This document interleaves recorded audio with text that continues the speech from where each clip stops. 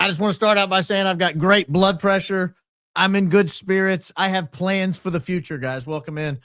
Welcome in. Welcome in. We've got a good show for you tonight. We've got a lot of good information for you.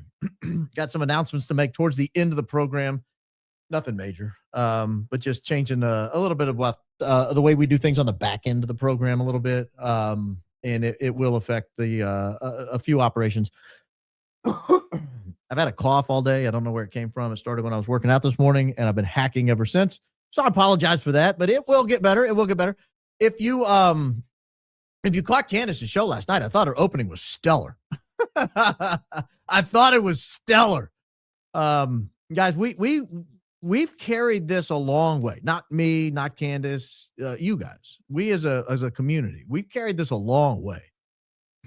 We'll cover some news tonight that will, I think, add significant intrigue to the development of the case to date. But man, I was shaken by it when we found it today. We found it today. So there's a lot of this that has been, again, like it was a couple of nights ago, reconstructed kind of near program go time. When we started this morning, it was going to be a different show than it is right now. And it's evolving. I actually almost 2 or 3 hours ago threw the switch and just said, we'll do it tomorrow. It's just too much for one night. We've got to have the extra time to prepare. We'll just do a show on Thursday and just do 3 shows this week. And then I thought, yeah, no, we can put it together. And we did. We rallied. I felt a little bit like Joe Montana. A minute 56 to go on his own 20. You know, just getting the ball back, down 5, got to score a touchdown to win the game. I felt a little bit like Joe Montana. For you younger folks, maybe Tom Brady, Jalen Hurts. But I made it. We made it. We put the show together. We've got a good opening for you. When I'm doing the opening, I need you to think about why I'm doing this opening. There's a lot of people who question conspiracies simply on the fact that, well, they wouldn't be able to keep it secret. I've done one opening on that so far. Here's a different one. So from our family to yours, we're all one big family, not the TPUSA family, different family. From our family to yours, we are going to rock and roll tonight. And I think it's going to be really good. I think this is going to be a really memorable show. So if you, this is one of those where if you have a friend and you said, hey, you remember that fort in Tucson? You might want to tune in. This gets interesting. All right, guys, first, before we get to the fort in Tucson, I have to give you your opening statement. Here we go. La Cosa Nostra literally translates to the phrase our thing or this thing of ours. Most of us have heard of La Cosa Nostra, as it is the American branch of organized crime that evolved from the Sicilian Mafia. La Cosa Nostra dominated the U.S. underworld and organized crime activities for much of the 20th century. At its peak, La Cosa Nostra consisted of tightly knit families operating across major cities, particularly New York's 5 families, the Gambinos, the Genoveses, the Luccheses, the Colombos, the Bananos. There were smaller organized crime outfits in Chicago and Philadelphia and Detroit, but New York was where the real money was made. These groups engaged in a vast web of criminal conspiracies, from extortion to illegal gambling, loan sharking, labor racketeering, drug trafficking, infiltration of legitimate businesses. Basically, anywhere they felt like they could commit a crime and make money, they did. Their crimes generated billions of dollars in illegal profits. They evaded detection for decades. What made La Cosa Nostra remarkable was not just its scale, involving hundreds of made men and thousands of associates per crime family, but its ability to maintain extraordinary secrecy among large groups of participants. The secrecy, of course, was not accidental, nor was the secrecy easy to develop or maintain. Rather, it was engineered through cultural codes, structural design, enforcement mechanisms, and, when necessary, strategic adaptation. Understanding how they kept their conspiracies hidden reveals a sophisticated system of control that allowed operations to thrive from the Prohibition era through the 1980s. The origins of La Cosa Nostra trace back to late 19th century Sicily. That's where the Mafia emerged amid weak governance and a need for private protection rackets. Sicilian immigrants brought these traditions to America. The earliest forms of La Cosa Nostra in America were small groups, black hand extortion gangs, the early 1900s. The real explosion came during Prohibition. Bootlegging provided massive profits. It forced alliances among warring factions. In 1931, the groups went to war. There was a bloody power struggle between old guard Sicilian bosses and younger Americanized leaders. The Mafia War ended with Lucky Luciano's victory. Luciano restructured the chaos into a modern criminal syndicate. Luciano eliminated the boss of bosses model and created a governing body of family heads known as the Commission. The Commission formalized rules that emphasized shared power and, perhaps most importantly, discretion. By the 1930s, La Cosa Nostra had transitioned. They were no longer street games. They were a national network of controlling unions. They controlled construction, ports, and vice industries. The foundation allowed conspiracies to scale without constant internal leaks. The Commission mediated disputes and prevented all-out wars that might draw attention. At its core, La Cosa Nostra's structure was hierarchical. It was compartmentalized. It was designed explicitly to protect secrets. Each family operated like a corporation. Each corporation had geographic territories. At the top sat the boss. The boss oversaw major decisions, but rarely handled day-to-day street work. Below him were the underboss, the consigliere, the capos, who commanded crews of 10 to 20 soldiers each. Soldiers? They were formally known as made men. To be eligible to become a made man, a man had to be Italian-American with proven loyalty. Made men swore oaths, and they could only be killed with commission approval. Below them were thousands of non-made associates who performed most of the grunt work, frankly, like collecting debts, running numbers rackets, or shaking down businesses. This pyramid ensured the average participant knew only of his narrow slice of the operation. For example, an associate loan shark in Brooklyn might never meet the boss. He might never know about the heroin pipeline run by another crew just down the street. The commission coordinated interfamily matters like allocating drug territories or resolving murders. They met infrequently and in secret. This design minimized the risk of one arrest unraveling everything and turning potential leaks into isolated incidents rather than systemic collapses. The criminal conspiracies themselves were diverse and very lucrative. Classic rackets included things like protection, where the Mafia demanded monthly payments from businesses under the threat of violence. They also controlled labor unions like the International Longshoremen's Association and the Teamsters. This allowed skimming pension funds or rigging contracts. Gambling and loan sharking generated pretty steady cash flows, and it had built-in enforcement. People who defaulted faced beatings or even death. By the 1950s, families had expanded into narcotics. The pizza connection case, of the 1980s exposed a massive heroin network that linked Sicilian growers, U.S. distributors, and pizza parlors as fronts. By the time it was exposed, the heroin network had operated undetected for years over several continents. Infiltration of legitimate enterprises like construction firms, waste hauling, and restaurants provided money laundering and cover. The infiltration turned La Cosa Nostra into a shadow economy that corrupted entire industries without public knowledge. These plots succeeded because participants profited directly, and more importantly, because they faced existential risk for betrayal. This is the interesting part here. The bedrock of secrecy was omertà. Omertà is the ancient Sicilian code of silence and honor. La Cosa Nostra elevated it to sacred law. Omertà forbids any cooperation with authorities, even under duress. Members could not even admit the organization existed. They couldn't discuss its business or even seek police help for personal problems.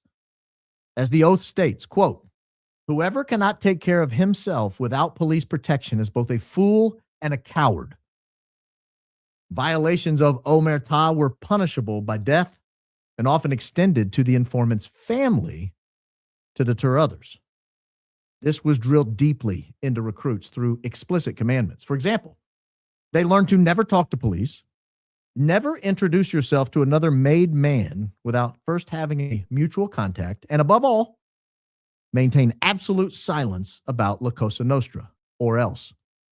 The code fostered a culture where even casual conversation was cryptic. Gestures, nicknames, coded phrases, they all replaced direct language. In practice, it meant that thousands of people could participate in murders, drug deals, union takeovers without a single insider ever spilling details to anyone. Secrecy was cemented during the initiation ritual. A theatrical blood oath bound men for life. A candidate's finger was pricked. Blood dripped onto a saint's image, usually St. Francis, and the card was set aflame in his hand, while the candidate recited, quote, "As this saint burns, so will I burn if I betray La Cosa Nostra."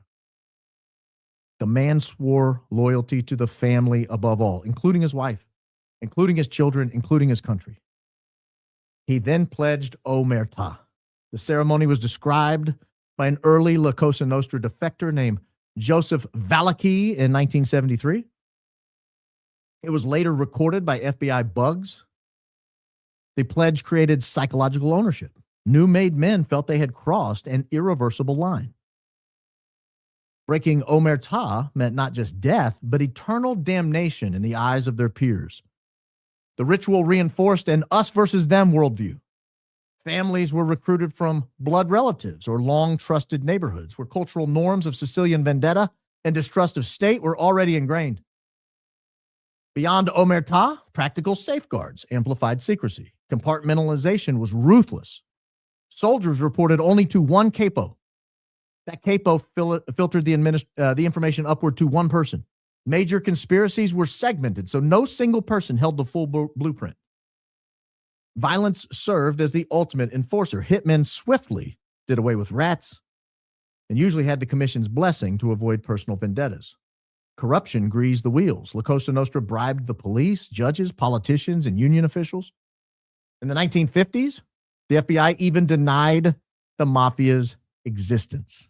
The FBI denied the Mafia's existence. This allowed La Cosa Nostra to flourish unchecked.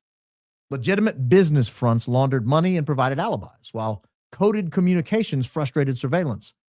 When law enforcement closed in, families adapted by shifting from overt violence to subtler economic control. The system, of course, was not infallible. Cracks appeared. The 1957 Alapecan meeting that exposed bosses to national scrutiny. The real power, though, shifted in the 1970 RICO Act that treated the family itself as a criminal enterprise. The Witness Protection Program also incentivized defections. Perhaps the most famous person in the Witness Protection Program is Sammy the Bull Gravano. His testimony in the 1990s gutted the Gambinos. Nevertheless, these conspiracies endure because incentives like profit, fear, and honor remain in alignment. People often doubt conspiracy theories on the basis that too many people would know and someone would leak.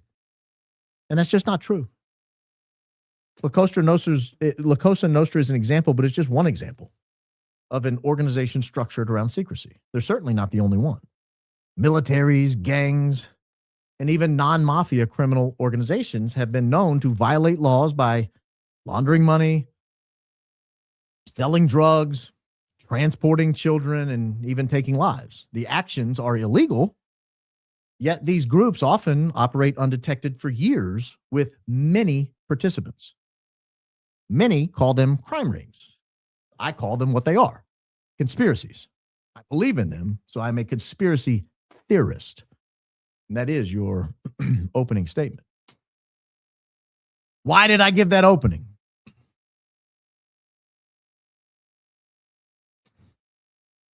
A lot of political operations operate like the mafia. Big on secrecy, things like blood oaths.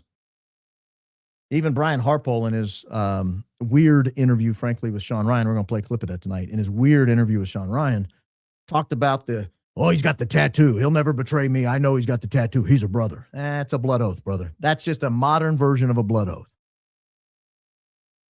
But they go one step further. They get you to compromise yourself on camera, right? That was the Einstein cure to leaky ships. All right. I have information that was given to me recently. We were covering some of these planes, and we were looking at the comings and goings, and Candace did a great show on the planes. We did a great show on the planes following up after that, if I may say so myself. There was this plane coverage, and it helps to have developed good sources.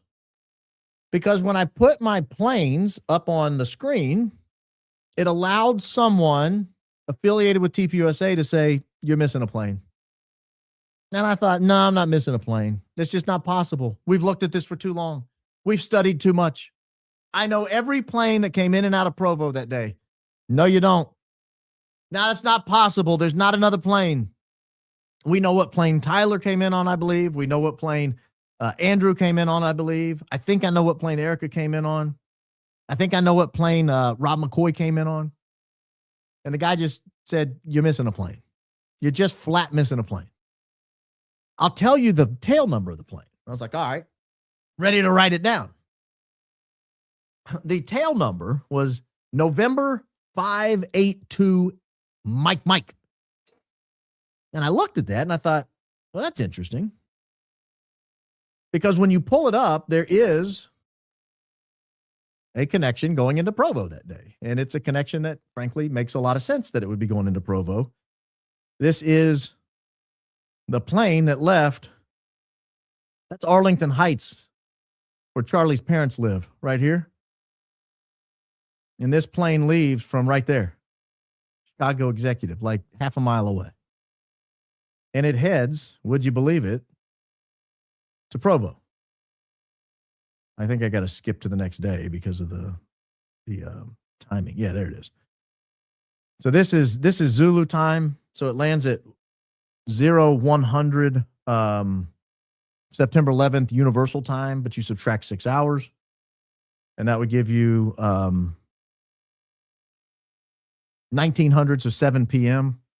So this is a plane that comes out of Chicago, landing in Provo. Sorry for all the ads. ADSB is just horrific. It lands in Provo at basically 9 o'clock at night. Was that what I said? 2,500 minus 6 hours, 7 o'clock at night. 7 o'clock at night. And that makes a lot of sense to me. And so I thought, okay, so we missed a plane. Big deal. What difference does that make? Who cares about a single plane? And so we sort of throw that fact in there and we throw it on a piece of paper and we just sort of look at it. And just all day it's sort of there. We're building a show out looking at it. And I thought, man, this plane's just not sitting right with me. Why would there be a plane we didn't know about? And so I inquire back to the original person. Why is it that this plane exists and no one knows about it? And they said, well, it's not available to tracking. In other words, it doesn't show up on modern tracking. A lot of tracking places don't cover it. Some do. And I was like, okay, so we just missed it. Yeah, you just missed it. All right. Tell me a little bit about the plane. And they said, well, one interesting thing about the plane is it doesn't have Wi-Fi. This is someone very closely affiliated with TPU. The one thing interesting about the plane is it doesn't have Wi-Fi. So not the most popular plane in the fleet. But you can assure me this is a plane that TPUSA uses. Absolutely. This is a regular plane they use. Okay, fair enough. So I keep that information in the back of my head. And I'm just sort of developing the show as we go. And I think back, do you remember we did a show not terribly long ago? I'll play a little piece of it here. Make sure I've got it queued up right here. Yeah, I'll play a little piece of it. We did a show several months ago. If you've been watching for a long time. Yeah, this is going to be me watching me. It's a little weird when I do this, but I got to do it. I'll play a little clip of this so you can see why we're covering this today. The first time somebody raised the tip to me, they sent me a notice, a tip that Brian Harpole had been seen in Montana on this day. And I was like, well, who cares? That's irrelevant to me. Brian Harpole's free to vacation. I don't even know if he still works for Charlie Kirk. At the time, this was before the Sean Ryan interview. And I thought, whatever. So I didn't even tuck it away in the back of my head. I kind of forgot about it. And this person sent me, here's a little more information about the lake. Here's a different version of that picture. This second person, so I get a second tip here recently. Well, this was probably 4 weeks ago. And it said, hey, 2 people involved at Charlie Kirk's neutralization were in the same area at the same time, and I can prove it. Now, let me back out of this for just a second, because I'm going to tell you why I didn't. Oh, I went too far. I went too fast. So you know where this is going. You know where this is going. Several months ago, I don't even know what date this show was. Let me see if I can find it. That was only in January. Man, it felt like a year ago. That was in January 8th. January 8th. So by January 8th, I'd gotten several tips that that several of the TPUSA guys had been in Montana. Security guys been in Montana. We were able to track down eventually several of the people there. I doubt very seriously we got all of them, but we were able to track down several of them. One of them, as you just saw, was our friend Rick Cutler. Here is where we showed Rick Cutler was in Montana this day. Interestingly enough, we have an update from Fairy Lake. This is Rick Cutler, a missionary, Guatemala, Central America. Whoever leaves houses or families or fields for my sake will inherit eternal life. This is my understanding. This is Rick Cutler's Instagram page. I don't know. But that is Rick Cutler right there, allegedly, in front of Fairy Lake. It looks kind of cold. And so I was sitting here thinking, well, that's interesting. That's obviously, it looks like Fairy Lake, but is it Fairy Lake? Spoiler alert, it was Fairy Lake, and it was that same weekend. So we have Rick Cutler there, Palm Gun Ricky, some people call him. We got Palm Gun Ricky. I don't believe he's Palm Gun Ricky. That's a joke, Rick. Don't sue. Don't sue, Rick. Don't do it. Don't do it. I don't need a letter. I don't need a lawsuit. I don't need you to go full Cash Patel's girlfriend on me. I'm kidding. But that I do believe that's Rick Cutler, and I do believe he was in Montana that day. So who else was in Montana this day? This would have been October 5, 6, 7. There was a TPUSA event on October 7, I believe, October 7 and 8. So the security guys head up there a little early. So we have, we've got, oh, I need access to that. This right here. It's a drive and I don't have access. So I've got Rick Cutler there. Then I've got Butch Hibbs here. Butch Hibbs actually was kind enough to get a nice image of his face, put a date on it. He's got no fear. Now, what's interesting for me about this is Butch Hibbs is not part of the security team. Butch Hibbs is not part of the security team. Rick Cutler's part of the security team. Brian Harpole's part of the security team. My understanding of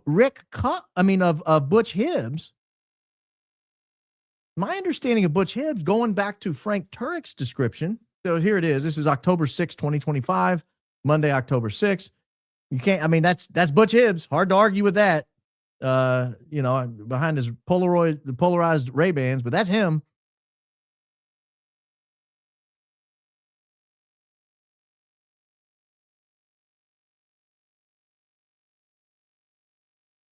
And trust me, Brian Harpole was there. I'll pull up the evidence in a second when I get access to it. But if Rick Cutler's there and Brian Harpole's there, and we can prove that, we can prove they're both there. And we've got Butch Hibbs there. It looks like a gathering of the people who were there from Charlie Kirk's death. And again, if you knew why Butch Hibbs was there, Butch Hibbs was only there because he wanted to meet Charlie Kirk. He wasn't part of the security team. I think he got there through Frank Turek. Frank Turek was not part of the security team. He was just a friend of Charlie's. Allegedly had been spending some time with Charlie beforehand. And so it was a weird data point. It was a weird data point. We're not sure exactly what it meant at the time. I think we do now. I think we know now what it meant. But at the time, we didn't know what it meant. It was just a weird data point. Did a show on it and said, isn't this weird? They're all gathering back together. This was less than a month after Charlie Kirk had been taken down. I believe that's Butch Hibbs' wife. I don't know. Butch Hibbs is the guy that showed up in the white 47 hat, and he had the plaid green and gray and white plaid shirt on, and he had that Rode microphone sized thing in his pocket when he took a picture with Charlie. I wish I could find that picture. I might be able to quickly. Let's see if I can find it quickly. I'll pull it up. Yeah, here it is.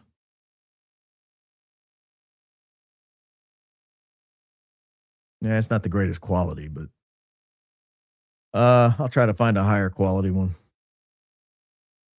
But he shows up with Charlie Kirk. Is that a high enough quality one? No.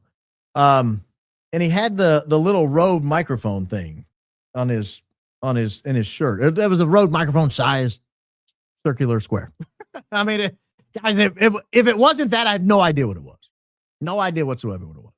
But that was Butch Hibbs. He was not part of the security team. But when the security guys get together less than a month after Charlie Kirk is taken down in Montana, they got Butch Hibbs in tow.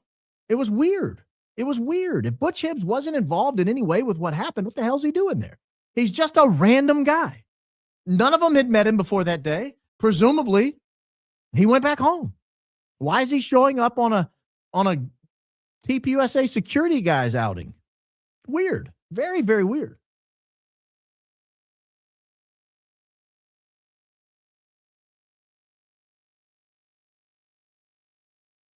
Man, I'm not going to show it anyway. So then we hear about, we're just, this is October 5th, 6th, 7th. Nobody at this point has heard of Fort Huachuca. Nobody's heard of Fort Huachuca. And along comes Candace Owens. On September 9th, December 9th, Candace Owens first mentions Fort Huachuca. Very first time she mentioned Fort Huachuca. She mentioned it because she was introducing the world to a guy named Mitch Snow.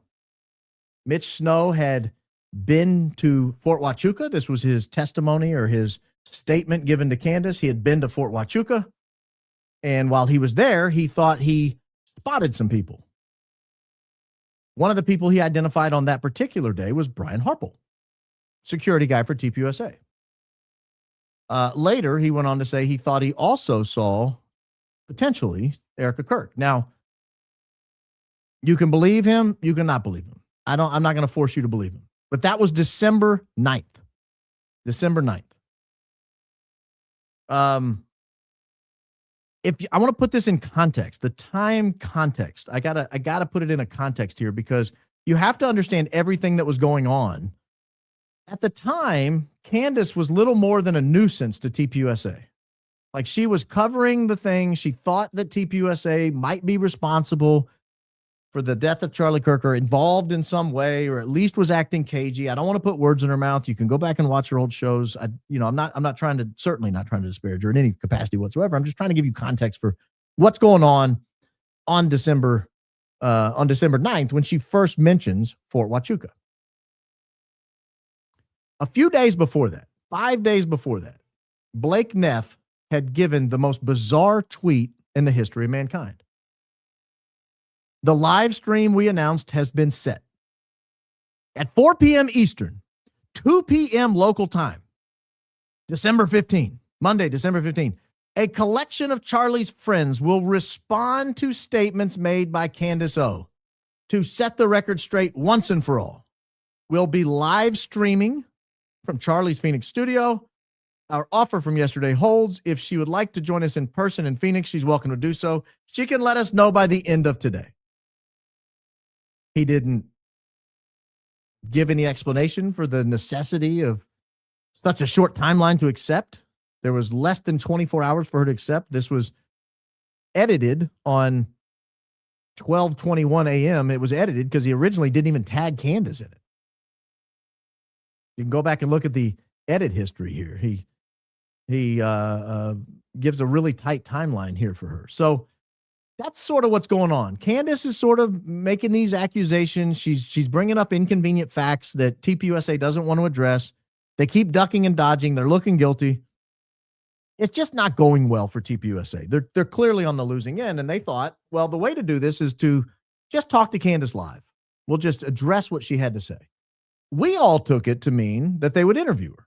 Candace, tell us your thoughts. Here's our response. What say you? It turns out that wasn't the plan at all. The plan was to sabotage her. I think the plan was to put her on the set and then never hear from her again and just sit there and try to refute everything she said. That was December 4th. They're going to do it live December 15th. Everything's good. No one had demanded she stop. No one had called her a demon. They were just sort of annoyed with Candace at this point.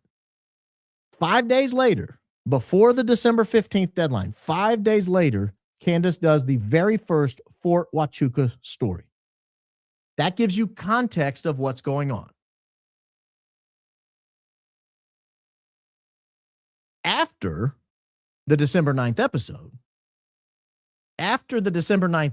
so this is December 14th, TPUSA goes into total panic. TPUSA, in my opinion, is in total disarray at this point. They send Erika on a tour. Stop. They're just begging her to quit now. Up to this point, keep in mind, Erika Kirk had never told her to stop. And up to this point, Candace had always said there's only two people who could get me to stop this investigation. One, George Farmer, her husband. Two, Erika Kirk, the widow of Charlie Kirk. Up to that point, up before December 9th, up until the Fort Huachuca show, she said there's only two people who can get me to stop. And Erika never asked her to stop. She had never asked her to stop up to that point. Never once. She does the Fort Huachuca show. She does a follow-up to the Fort Huachuca show, and Erika releases this tweet. Candace, Owens, and I are meeting for a private in-person discussion on Monday, December 15th. This was written at 7 p.m. on Sunday, December 14th. The day before they meet, they've agreed that all public discussions, live streams, and tweets are on hold until after this meeting. I look forward to a productive conversation. Thank you. Something about the Fort Huachuca mention raised her ire. Something about it transitioned the posture of TPUSA. Prior to mentioning Fort Huachuca, it was Candace is a little annoying. This is TPUSA's perspective. Candace is a little annoying, but we're going to let it go. After she mentions Fort Huachuca, stop. I'm going to fly to you if I have to. And she did. She flew on a Gulfstream 5 at probably $10,000 to $12,000 an hour, 3 or 4 hours each way. So, potentially a $60,000 to $100,000 round trip flight to sit down with her for 3 or 4 hours at a hotel in Nashville and hash it out, answer some questions, have a face-to-face. According to Candace, Erika lied to her face time and time again on many different issues, and Justin Strife lied to her face on many issues. That's according to Candace. That's my opinion, listening to Candace tell the story.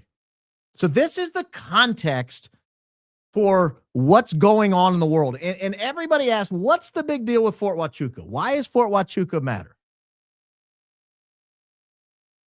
Well, I found something very interesting today. I was going through the Fort Huachuca planes. I mean, the new plane that I was given, N582MM. I'm going to make this smaller so you guys can see it. It'll make the words bigger if I make the screen smaller. There we go. I was going through the plane's stops. This was a plane I was told from a TPUSA insider is frequently used by TPUSA. I was going through their stuff, and I just wanted to look around the September 10th timeframe. Because September 10th, this is the flight that I'm pretty sure had someone related to the Charlie Kirk takedown. This is September 10th, Chicago to Provo. It had previously been in Pierre. My guess is that Pierre to Chicago flight was a repositioning flight. It left Pierre, South Dakota at 2:40 p.m. It landed in Chicago at 4:06 p.m. Less than an hour later, it left for Provo, presumably, I presume, with Charlie Kirk's parents, but I can't state that with any degree of certainty, but I think so. I think so. Regardless, it was a TPUSA leg of this flight. And then I look and it goes back to Pierre. So it goes Pierre, Chicago, Chicago, Provo, Provo back to Pierre. And then Pierre, Oklahoma City. And then it has this little ditty here. Oklahoma City to New Braunfels, New Braunfels to Haley, Haley to Washington, D.C. This is the day after Charlie Kirk was taken down. Well, I know enough about looking at flights that TPUSA people have taken. Those look like TPUSA legs as well. New Braunfels is a very common TPUSA stop. I believe Dan Flood lives in New Braunfels. Haley, Idaho is a very, very common TPUSA stop. I don't know why. I've been told that someone may live there or have a summer house there. I think it's accurate, but I'm not 100% sure, so I'm not going to say it. But it's a donor. It's a donor to TPUSA. Potentially has a house in Haley. And so Haley and New Braunfels also seem to be pretty reliable TPUSA stops. And then you end up back in Salt Lake City a few days later. And then White Plains is a very common TPUSA stop that's just outside of New York City. And so I start looking through here and I start seeing stops that are pretty consistently TPUSA. And then I get to this weird flight here. This is Fort Huachuca. Atlanta to Fort Huachuca. It lands at 9:33 a.m. and it's there all day. It does not leave until 4:39 p.m. Why is a plane frequently, I don't want to say exclusively used by TPUSA, but I want to say frequently used by TPUSA? Why is a plane used by TPUSA going to Fort Huachuca? Now, this is October 4th. The morning of October 4th, it flies into Fort Huachuca, and then it flies to Kalispell. Well, I've been around long enough to have recognized the name Kalispell. I'll get to that in just a moment. But you see here some other flights that very likely could be TPUSA flights the following day. Burbank to Scottsdale. Palm Springs to Scottsdale. Coeur d'Alene to Scottsdale. These look like TPUSA legs. El Paso. You remember El Paso was where the SAM 702 flight went after it left Fort Huachuca. It went to El Paso. And so I'm looking at this and I'm thinking, golly, a lot of these look like TPUSA flights. New Braunfels, Naples, that's a TPUSA flight, I think. The Kirks have a condo on the west coast of Florida near Naples. So Naples to New Braunfels. New Braunfels, again, where Dan Flood lives and where the TPUSA planes typically fly a lot. New Braunfels to Washington, D.C. Okay, that makes sense. I'll get back to this. Maybe I'll get back to this Bedford one. I have a theory about that. But a lot of these flights just seem like TPUSA flights. If you ever spend any time on Flight Radar or Flight Aware or, any of these plane detection sites, and you look up private planes, civilian private planes, particularly jets, they don't go to Sierra Vista. They don't go to Sierra Vista. They don't go to Fort Huachuca. That's not a place they go. Fort Huachuca primarily gets helicopters. It gets military planes. Every now and then, there's this cargo plane that comes and goes from Phoenix to Fort Huachuca back and forth. Not every day, but many days. It's called a Mariflight. It's just a private cargo carrier. I'm not sure why it goes to Sierra Vista all the time, but it does. You can probably count on one hand or less the number of private planes who have been in Sierra Vista in a year or more. Private jets.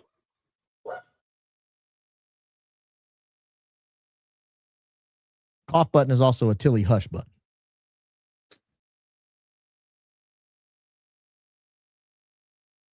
So when I see Fort Huachuca as a destination from a plane frequently used by TPUSA people that has legs on either side of it that makes sense that they would be TPUSA people, it raises the very obvious question, who was on this plane and why?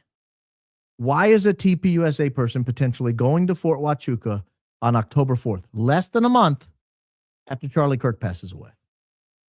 And where does the plane go next? It goes to Kalispell. Well, I remember saying Kalispell. I remember hearing it. I don't remember why. I had to rack my brain. I had to get Daisy to look through old shows. Why did we mention Kalispell? Figured it out. It was an interesting connection. I'm going to hold this here because I'm going to come back to it. Actually, I want to show one more thing before I go to Kalispell. I want to show you, just for the sake of knowing, how these same destinations show up on the very famous N-102 Delta Zulu plane. This is the plane this was what Candace refers to as Charlie's plane, Charlie Kirk's plane. This was the plane Charlie flew on frequently prior to his untimely demise. And this was the plane Erika flew on to Nashville, for example. You'll notice this plane goes to New Braunfels. It goes to White Plains. It goes to Scottsdale. It goes to Haley, New Braunfels, Scottsdale. New Braunfels, Scottsdale, Phoenix, New Braunfels. That Nashville flight right there is actually the flight where Erika Kirk came to Nashville to talk to Candace Owens on December 15th. And so when you see these same destinations showing up on another plane that a TPUSA insider says, this is a plane they use. I don't know why you're not mentioning it. I'm saying I don't mention it because I haven't seen it. I haven't seen it because a lot of tracking software doesn't pick it up.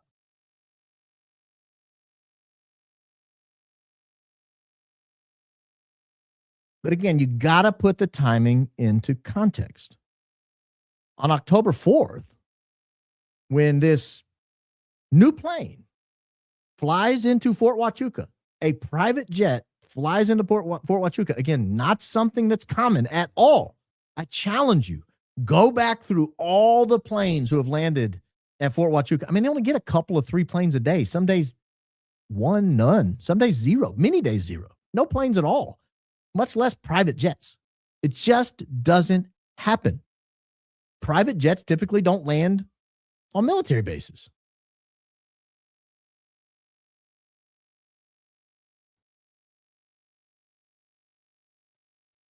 But the context is nobody knew about Fort Huachuca at the time.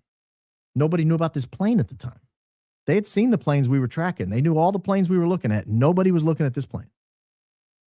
Nobody saw this plane.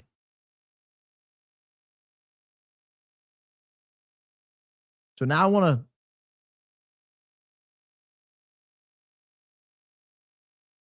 show you real quickly. Do you guys remember the flight that nobody could make sense of? It was a plane called N1098L. It went by the handle Axle 10. You guys remember this flight? This is N1098. It's over here on the left if you can see it, next to the dadgum ad you can't get rid of. N1098L. went by Axle 10. This is a military airplane. And on the day Charlie Kirk was taken out, it flew by Provo twice. At this moment in time right here, it is over Utah Lake, right next to Utah Valley University, where Charlie Kirk was speaking. And it was flying 114 knots. And it was just above the lake, like minimum height above the lake. Now, this says 5,000 feet, but keep in mind it's 5,000 feet in the air over here. The elevation's already 5,000 feet. So it's like 100 feet off the deck. And it flies a super low approach at a very, very low speed. And as a matter of fact, it did it twice that day. This is one time it did it. But it actually did it, hold on, another time this day. I'll just go to the next one. That was before the Charlie Kirk takedown. This was after the Charlie Kirk takedown. Very similar flight pattern, very similar speed, very similar height. This time it was doing 123 knots, and it's at 4,900 feet. It's 200 feet lower than it was last time. And it raised all kinds of suspicions. There was all kinds of speculation because this plane can be outfitted with drones. It can be outfitted with sensitive detection equipment. This is a very high-tech military aircraft. And it flies by just before, a couple hours, 3 hours maybe before the Charlie Kirk takedown. And it flies by again just after. What's the time on this? 1848 minus 6. Yeah, 12:48 p.m. local time. So 25 minutes after, it does it again. Comes in super low. But we kind of gave up on the plane because nobody could put it anywhere where there was any other connection to anything else relative to TPUSA. There just was no other connection. And you can only speculate for so long before you have to just kind of move on. Like, I don't know what else we're going to say about it. It flew low. It's weird. It flew by 25 minutes after Charlie was taken down, but, you know, people do weird things all the time. It's not necessarily related. Here's a picture of the plane if you want to see it. It is a straight up military plane. I mean, it's not a flashy plane at all. Look at this thing. It's just a white plane. That's it. Inside this white plane is tremendous equipment. Tremendous equipment. So I want to go back and I want to look at that day and say, well, where else did it go that day? What else did it do on September 10th? Because maybe that'll give us a clue. Is there any other connection whatsoever to what happened to Charlie Kirk relative to this plane? So let me pull up that day and let you guys look at it. And you tell me what you think. Remember, the plane we were looking at earlier, the Mike plane, the new plane, it flew to Kalispell. It went to Fort Huachuca to Kalispell. And I thought, that's weird. What's in Kalispell? Never even heard of Kalispell, honestly, before this investigation kicked off. Check this out. Here is where the plane went on its way when it did the low pass. That was this right here. It left at 7:47 a.m. It did not land till 10:35 p.m. Well, that's 10:35 a.m. So it was a 3-hour flight. This is the flight it made when it went really low, just next to where Charlie Kirk was going to be a couple hours later. It went from El Paso to Kalispell. Kalispell. It lands in Kalispell at 10:35 a.m. It's on the ground for about an hour, and then it flies back to where it came from, El Paso, And in doing so, it does that low pass again 25 minutes after Charlie Kirk is taken down. He goes down at 12:23. This comes by and does the low pass at 12:48. It's the only other time I've heard the word Kalispell. The only other time I've heard the word Kalispell. You'll notice this plane also, like the plane we were just talking about, sometimes goes to Fort Huachuca. It went on March 9th. It went on February 19th. And it went on January 14th. And it went on October 16th. So sometimes this plane also goes to Fort Huachuca. For example, the plane we were looking at went to Fort Huachuca. The new plane went to Fort Huachuca on October 4th and then went to Kalispell. This plane went to Fort Huachuca on October 16th and then went on to El Paso. But on September 10th, it went to Kalispell. I am in the process of trying to figure out what the hell's going on in Kalispell. But the reason Kalispell draws my attention is it's in Montana. Kalispell is in Montana. It was in Montana after going to Fort Huachuca on October 4th. It was the following day, October 5th, when the security team, including Butch Hibbs, for some reason, random preacher's brother, is also there with them. I cannot put out of my head that there's a connection here. I just cannot get out of my head that there's a connection. There was a flight from Kalispell to Bozeman. Bozeman is where the guys met up to go to Fairy Lake the following day. So if you believe, as I do, that TPUSA people were on that flight that went to Fort Huachuca and then went to Kalispell, there was a flight, a private plane flight, that went from Kalispell to Bozeman the next day. That's the day when everybody showed up and they had their security team retreat or something. I don't know what it was. Debrief? I don't know what they were doing there. I'm not going to speculate what they were doing there.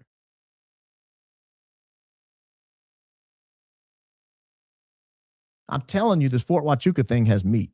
There's meat on that bone. That's why they panicked and had never told Candace to stop until she mentioned Fort Huachuca. Then they went into panic overdrive and immediately were telling her to stop. They had no idea we would one day find out a TPUSA plane, that a plane that is frequently used by TPUSA had actually flown into Fort Huachuca less than a month after Charlie passed away.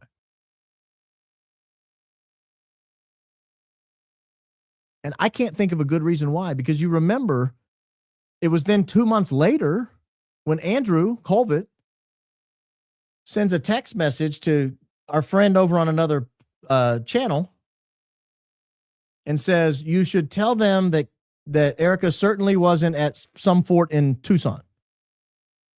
You're losing your credibility acting like you don't know what Fort Huachuca is when one of your planes went there.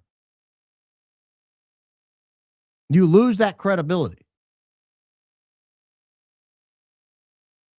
Now, there was a very wealthy donor to Charlie Kirk who lives right outside of Kalispell. Possible they were going up to see him? I don't know. Why to stop in Fort Huachuca before you go up to see him? I don't know. There are other wealthy donors in Kalispell, right outside of Kalispell. Were they going up to see him? In fact, Charlie had stayed at one of these wealthy donors' houses before. He had a stop a few years before up that way. They flew him in on a private jet, and he stayed at the wealthy donor's house right outside of Kalispell. So it's not as if TPUSA people being in the area is entirely unusual.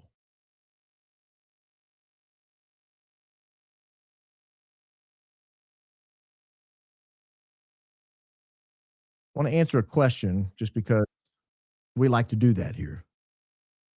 Talking about the Delta Zulu plane, Candace asked this yesterday, and we can answer this definitively. Plane, of course, would be Charlie's plane. Did that plane have Wi-Fi? The simple answer is I don't know. I don't know. Somebody might know. Somebody may have flown with Charlie on that plane. If so, please email us. I don't need to email you. I don't need to email you. I've got something even better than email, Candace. Here is a spec sheet for Gulfstream N102 Delta Zulu. This is the Charlie Kirk plane. Here is the spec sheet. Oh, hold on. If you look at it on this, you will not see a Wi-Fi. You'll see it has a satellite phone, CD thing. We've got a full 3D tour I'll give you in just a second of this plane. Just it's unbelievable what this woman flies around in, just going shopping or whatever. 14 seats. Interior refurbishments just last year. Manufactured, no owner's approval required. This is the spec sheet if you want to charter this bad boy. So you look at that and you think, well, you might not know, but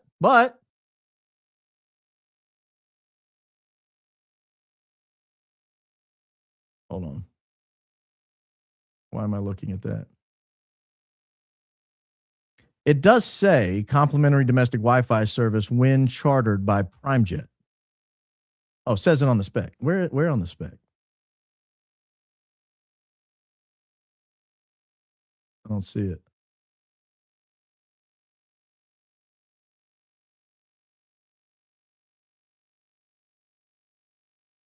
Oh. Let me take you on the 3D tour here real quick, just so you can get an idea that our friend is absolutely not flying in any sort of don't worry. You know, I offered to buy Erika Kirk a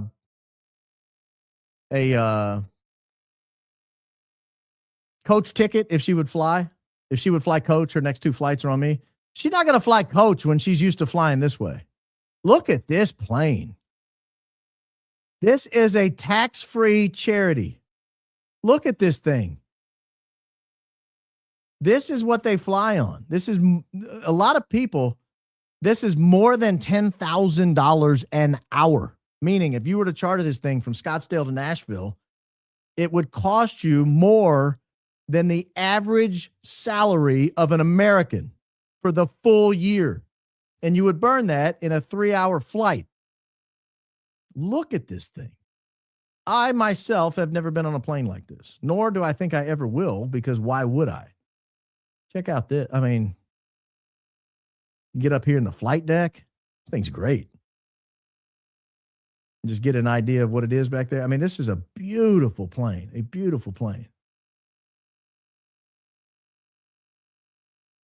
That thing's fancy. This is when you become a Republican shill, this is how you travel. Like when you sell out your entire organization and potentially your husband so that you can become rich and famous, this is how you travel. This is how you go get lunch in Nashville. You don't just drive. Unbelievable. Unbelievable.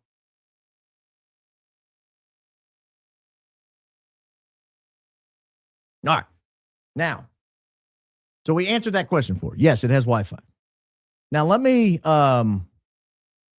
play something weird. We've raised the question, particularly about Erika. Why is everybody that she's around involved in the child transportation business? Everyone. You remember we did a show not long ago with the Yacoboyans and she opened a charity with him, or her mom opened a charity with him, but under her maiden name, not under her married name, a name she hadn't used since 1969. She opens up a charity with Yacoboyans, who is known for dealing with trafficking. I'll just say it. I call it child transportation. So let's just accept that that's what I'm talking about. This got past me. This got past me when I first listened to it because transportation was not on our radar. But you know, Erika opened that charity in Jaco, Costa Rica. And in Jaco, Costa Rica, the charity was in a place where they did intense child transportation. It's one that's like the whole place is eaten up with it. She supposedly went to China to work with a charity where people are transported. She goes to Constanta, Romania, where kids get transported. Like everyone around these people are into the child transportation business. And you remember Yako told that story about how they were filming a movie and Homeland Security supposedly was helping them and loaning agents, and they were getting ready to film. And right as they were about to say action, like as soon as they were about to go, everybody was in position. The Homeland Security agents go down like 3 doors and they kick in another door and they rescue some poor girl who'd been transported, who just conveniently, just so coincidentally happened to be 3 doors down from the Yako Boyan's filming studio. What a weird coincidence. But I mean, it's everybody. Nelda Buckman, the gigantic donor to TPUSA, she's opening some sort of ranch to house victims of child transportation. It's like everywhere you turn. Like, I don't know a single person who works in this field. Not one. Not one person do I know that works in this field at all. It's like everyone around them. So would it shock you? Do you even remember this part of this interview? Because we tore this interview apart. And we talked about Brian Harpole. You know, he had the taste of blood in his mouth and they were hanging out of the car and there were all these things going on. Do you remember? This is Brian Harpole in November on the Sean Ryan Show. We believe we've narrowed it down that this was filmed actually on November 11th, on the date of November 11th. We believe we can tell that definitively. I think it was released on maybe the 18th or 19th, something like that. Would you believe? Well, I'll let Brian tell you, and then we'll talk about it. Sure. You were on a civilian contract to go into cartel homes. Well, it was an NGO based out of Dallas that specializes in helping people that are trafficked, and we were in El Paso working during the surge of people coming over to document that. And I was providing security for the people that were reporting it. And then I don't know how they came on the intel, but inside of Mexico and Juarez, there was a hotel that they found out that where the kids get warehoused. And so they were like, this would be great footage. And I was like, this is horrible, you know? And so we ended up going over and posed as shoppers, basically. And the guy gave us a tour, and we went into this room that was about 50 feet long, but only probably 10 feet wide. And you can tell, like, it was just bed. And these guys were, I guess that's where you go in and shop. I don't know, but nobody was in there. There weren't any children in there at the time. And then we went back downstairs, and we're in the lobby and kind of talking to the guy behind the desk, and you can tell he's like the I guess the front for it. And I saw a guy look through the window from outside, and with his head he counted us like that, and then he picked up the phone and he said that into the phone, and I told him, hey man, we just got made. Shit. Is it just me, or is everyone around these people in this industry? Everyone. I just don't meet people like this. I've never encountered anyone who works in the industry, ever. Ever. I've been alive 46 years.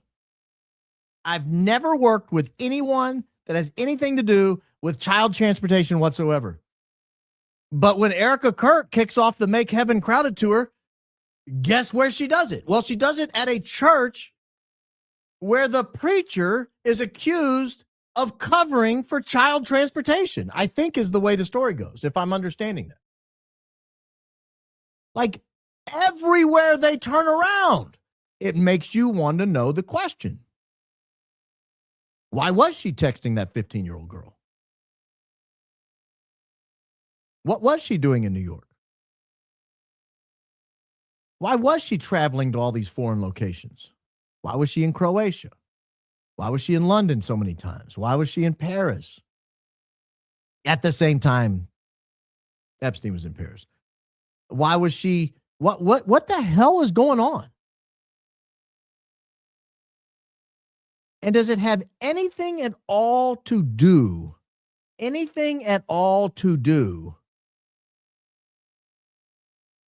with why Charlie's dead?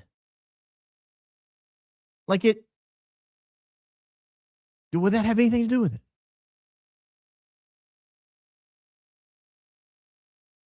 Just in case you think that that's it. Surely no one else is involved in the child transportation industry. Surely no one. We've got Jaco Boyens, who her mother's doing a charity with. We've got the preacher from the kickoff of the Make Heaven Crowded tour. He's being sued in a case related to it.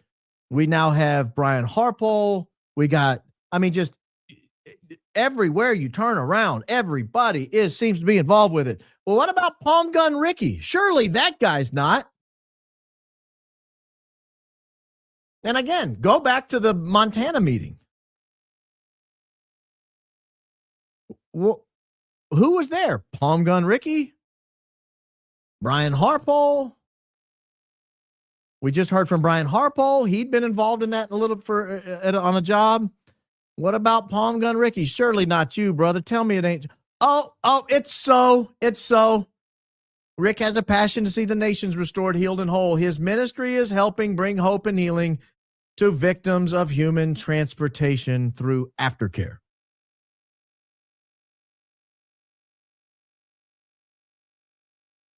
Nelda Buckman.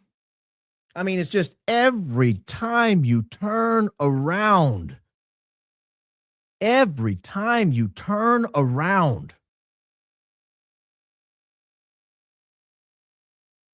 Like I asked myself, let's say Charlie figured it out.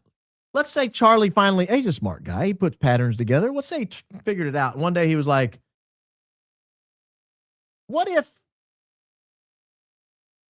what's going on, Erika? Because look at all these people around us. We have Greg Lowry. He's the pastor from the Make Heaven Crowded tour. He's been alleged to be involved tangentially or in an oversight capacity for human transportation. We got Jaco Boyens, who your mom weirdly used her maiden name to open a charity with. We got Brian Harpole. We've got Rick Cutler. We've got Nelda Buckman.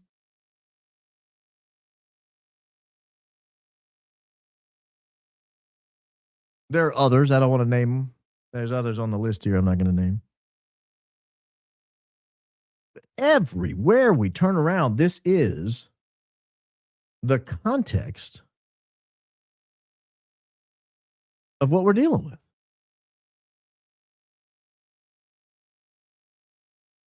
And he was real big on wanting the Einstein files released. Not to mention, Candace mentioned when they moved the business to Scottsdale, they happened to do it right next to a big shopping area that is apparently super well known for being a hub of child transportation.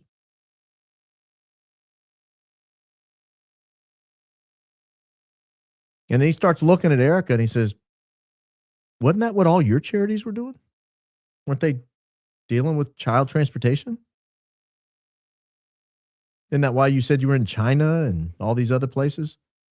Isn't your big claim to fame that you had an orphanage in Romania where all this child transportation goes on? Constantine, one of the capitals of the world. And then you had that charity in Jaco, Costa Rica, which is one of the capitals of child transportation in Central America. What the hell's going on, Erika?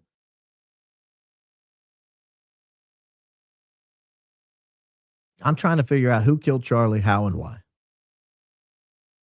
I want to know why all these people are meeting up in Montana the day after a plane the TPUSA uses flies into Fort Huachuca and goes to Montana. I just want to know. What's the connection? Why are we bringing this up? I want to know, does that have anything to do, because it landed in Kalispell after at least Fort Huachuca, does it have anything to do with the same reason that the plane that suspiciously flew low to the deck went to Kalispell the same day that Charlie passed away? Does it have anything to do with that? Is there some headquarters? Is there some rich man's house they're using as a setup, as a place in Kalispell? I haven't even gone into Kalispell. The fact that There were planes coming and going from Kalispell the day before Charlie went down to places like St. George, where Tyler was from. Cedar City or whatever, where Tyler had or got gas the next morning afterwards. Like, I haven't even gone into all that. There's so much more out there. So many more connections. As you look at these planes, you just see more and more of these connections, and they're just everywhere. But I think this is worthy of a TPUSA response. TPUSA. Was any TPUSA employee on that plane when it flew to Fort Huachuca? How often did you use the plane?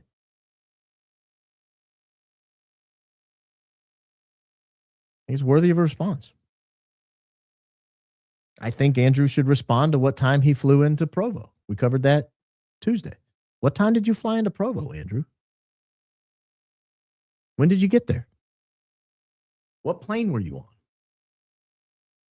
Did you really leave Santa Barbara 14 minutes after, 17 minutes, whatever it was, after Charlie Kirk was taken down? Because if so, then you had to leave your office before Charlie Kirk got taken down, or your house. Like, you would have had to be headed to the airport before it happened. Do you understand the consequences of that, Andrew? Like, if you're on that plane, that's a really bad look. That's a look I don't think the FBI could ignore. That's a look I don't think the Utah police could ignore. Were you on that plane?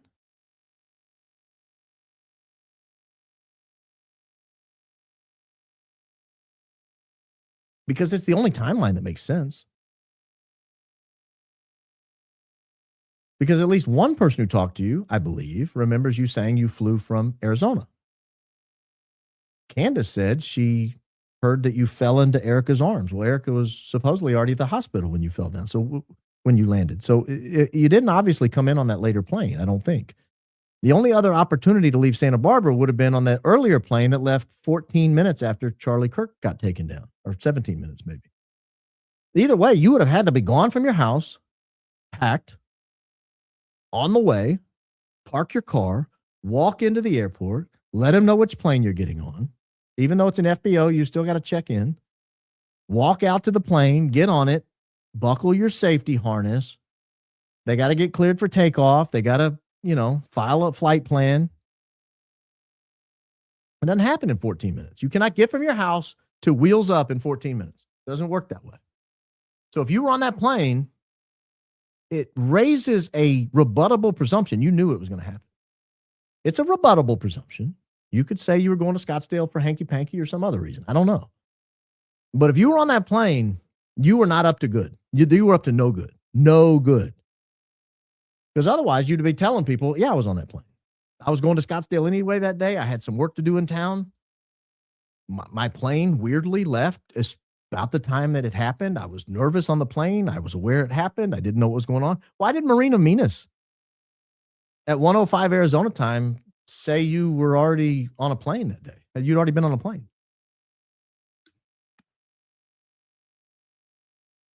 Was she lying? Did she not know your schedule?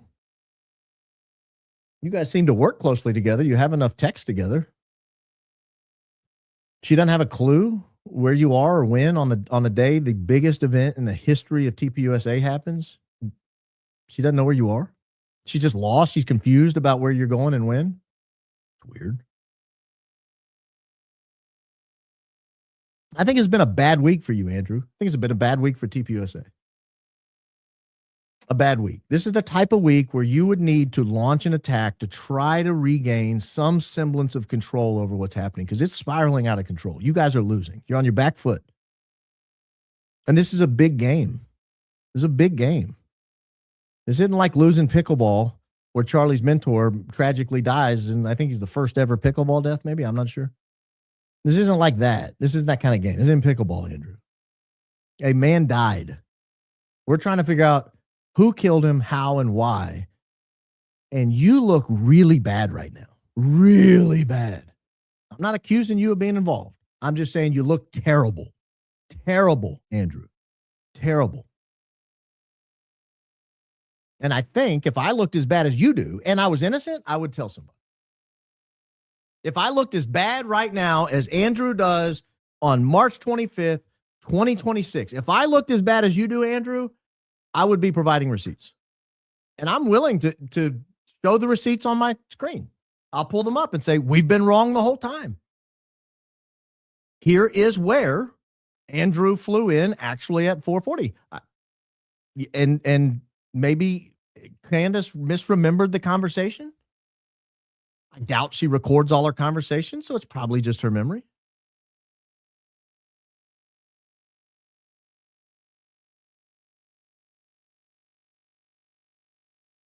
I want to know why the plane flew into Fort Huachuca.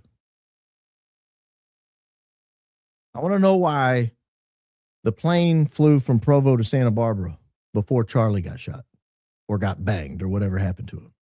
I want to know why that plane left to go to Santa Barbara before that happened. That doesn't look good. That's a bad look. That's an oversight. That was a mistake.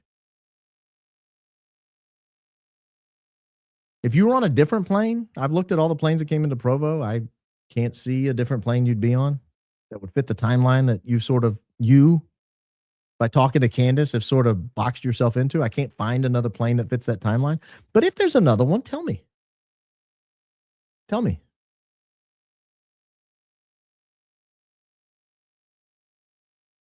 Happy to issue a correction. Because we're trying to figure out who did it, how, and why.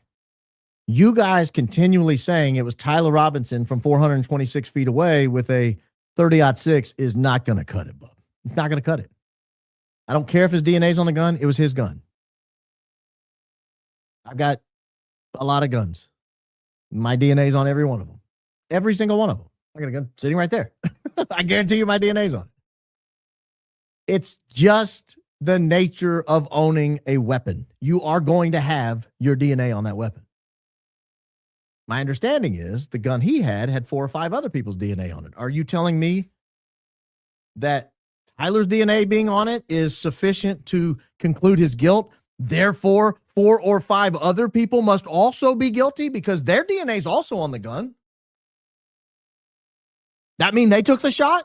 Okay, if that doesn't mean they took the shot, then Tyler's DNA being on it doesn't mean he took a shot. Don't tell me he confessed. He did not. You don't know he confessed. You have unauthenticated, untime-stamped, unformatted text messages that anybody could have created and claimed are his. That's what you have. That's not evidence. That would never see the light of day in court. Never see the light of day in court. You got to authenticate things before a jury can see them, Andrew. Who authenticated them?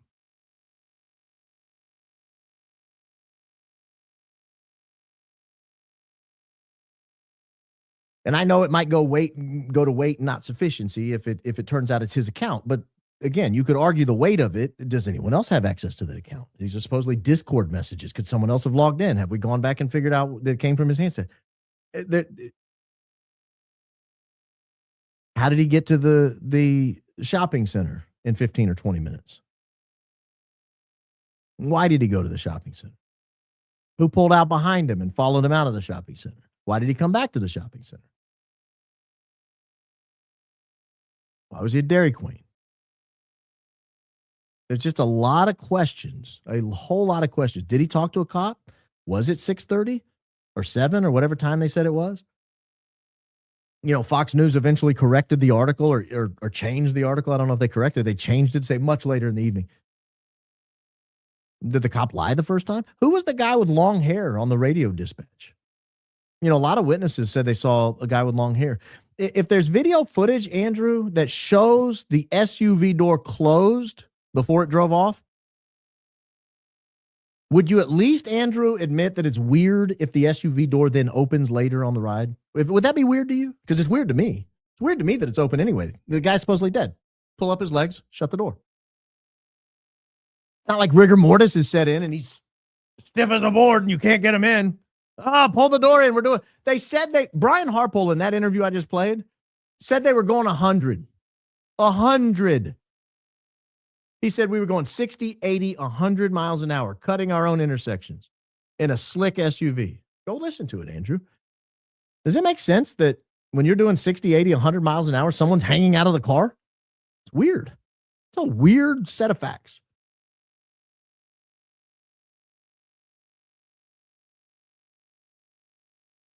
There's just so many things about this case that you guys sitting up there and saying, you know, Joe Kent releasing text messages that said Charlie had left no choice but to leave the pro-Israeli cause. That's tainting the jury pool. That could taint the jury pool. And you declaring his guilt is not? Oh, we can only taint one way, Andrew. I forgot the rules. Sorry, guys. Sorry. You seem awfully interested in the outcome. You seem more interested in someone taking the fall or the conviction than you do finding out what actually happened. Than you do answering any of these weird questions. You seem more interested in that. And the more we look and find you don't look like you were where you thought you were where you said you were. The more we look and your story shows that you're probably somewhere else and that you maybe were actually on your way to the airport when it happened, the more we do that, the more I have to sit back and wonder, why are you so interested in painting this narrative that Tyler Robinson solely and alone did it? Who was the woman helping him change clothes, Andrew? Aren't you curious? Don't you want to get everyone involved? Even if you think Tyler did it, don't you want to make sure everyone involved is captured? If they killed my friend, I would want to make sure every single one of them was involved. I want to know who's in the white Lexus at the shopping center. Has that person been identified? I want to know who the woman is. Well, did the woman that was with him, was she helping him change clothes? Who was that woman? That was from a video released very early on that's just been absolutely buried. It's hard to find. It's out there, but it's hard to find. I would want to make sure everybody's captured.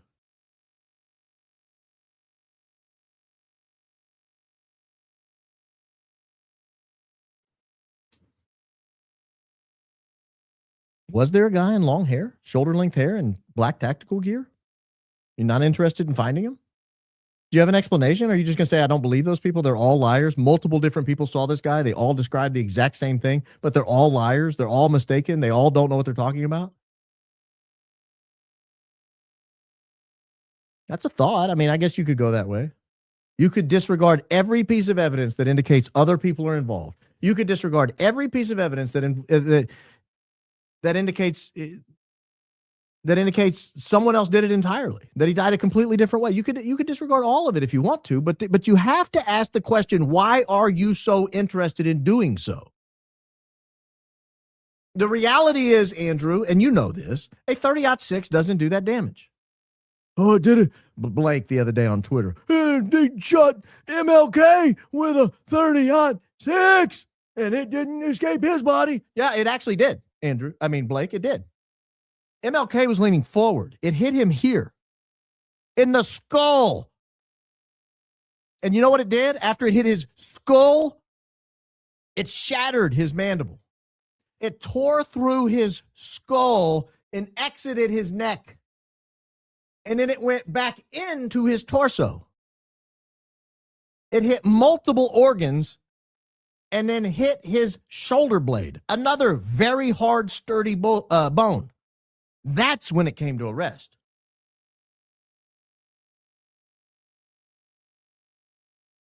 You're telling me 2 inches of soft neck tissue on Charlie Kirk stopped the same type of round? That's foolishness.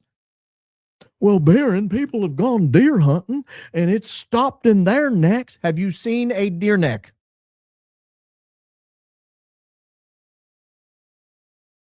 Have you? Why are none of these people able to get a bullet to stop in tissue?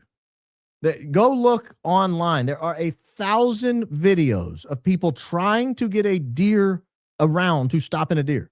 Stop in beef, pork, chicken. They're trying to get it to stop in anything. Femurs, it's just going right through them. The femur's like concrete. You seem too invested in the outcome. You don't seem invested at all in the investigation. You seem very invested in the outcome. You keep telling us about this mountain of evidence. When Candace talked to Erika, they called Erika's lawyer. They asked, what evidence do we have? And the guy said, we only have what's in the charging documents. Well, the charging document isn't evidence. It's not mountains of evidence. Surely it's certainly not overwhelming. I'm not whelmed. I'm not whelmed.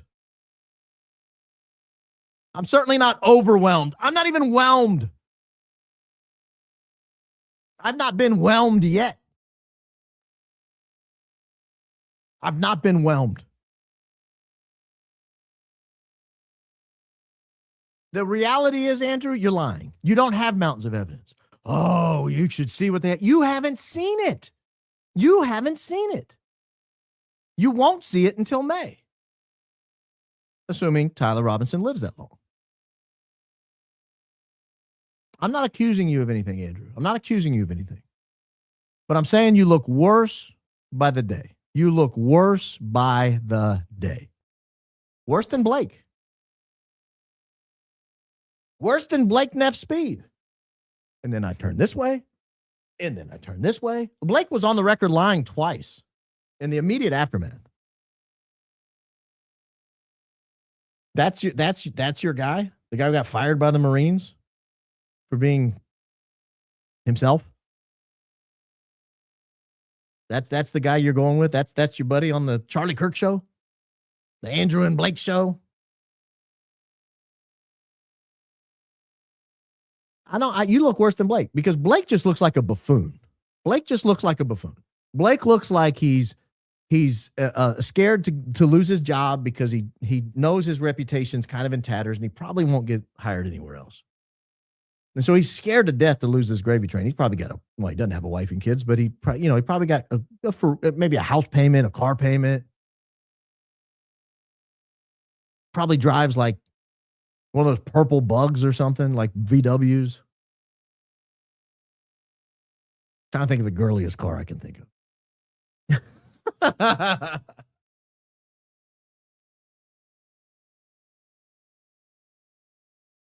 Blake just looks like a hack.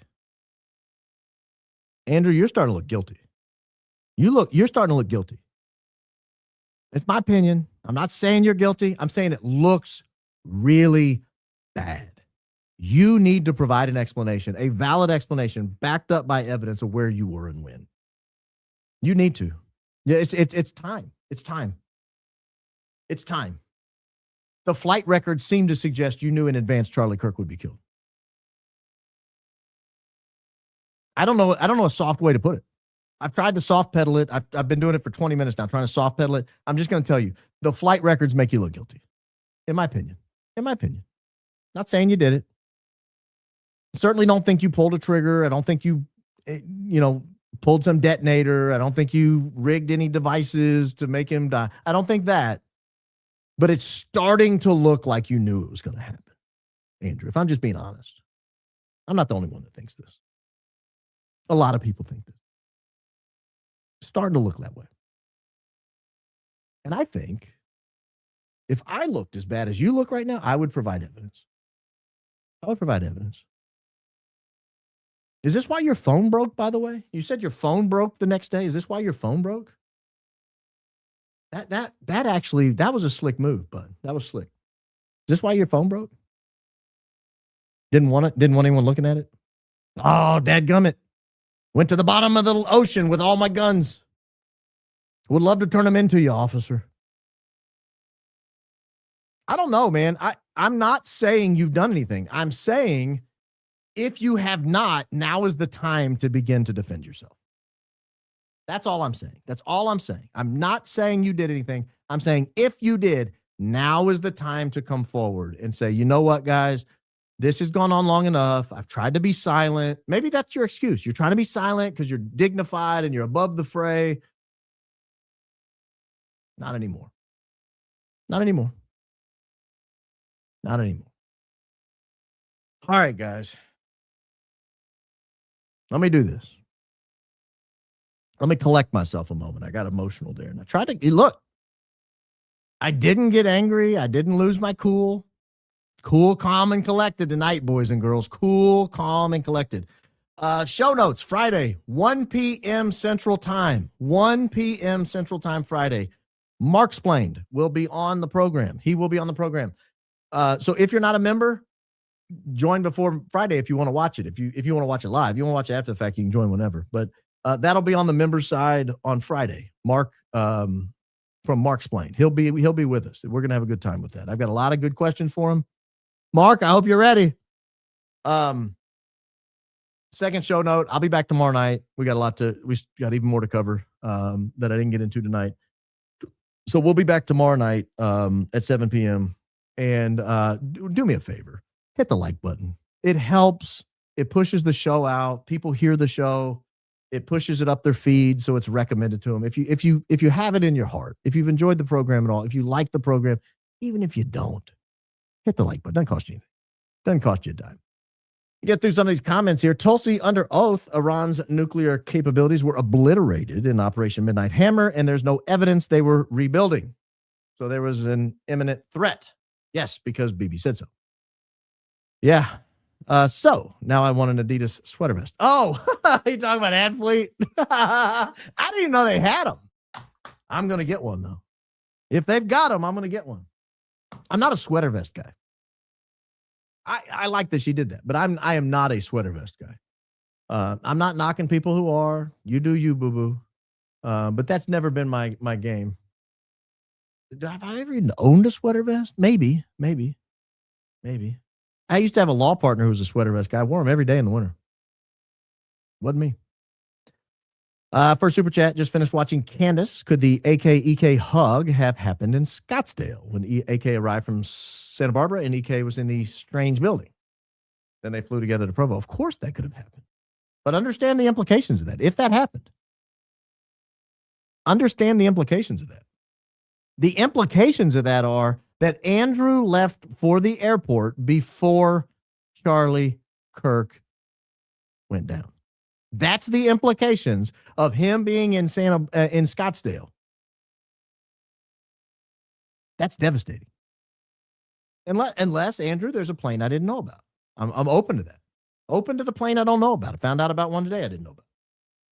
Wide open to that possibility, but understand the implications.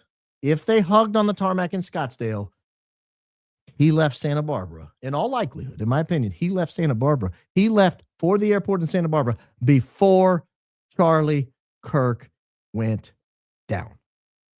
That's the implication. Because of the implication. Baron. Hang on, I got to make this bigger. Sorry, old people problems. Saddened the night. Always sad the nights with no show. I listen to Supers overnight while tending my 8-week-old. Makes interrupted sleep something to look forward to. You're not always going to have an 8-week-old, so you're going to have to start making plans for other times to do this. Don't you you parents with older kids, don't you kind of miss the baby days? Now, sorry, ladies, you may not. Men, don't you kind of miss the baby days? They're fun. They're fun. They just they don't talk back. They don't run off. They don't get in their car and leave and go to work and not talk to you. I mean, they're just there. They're like, they're great.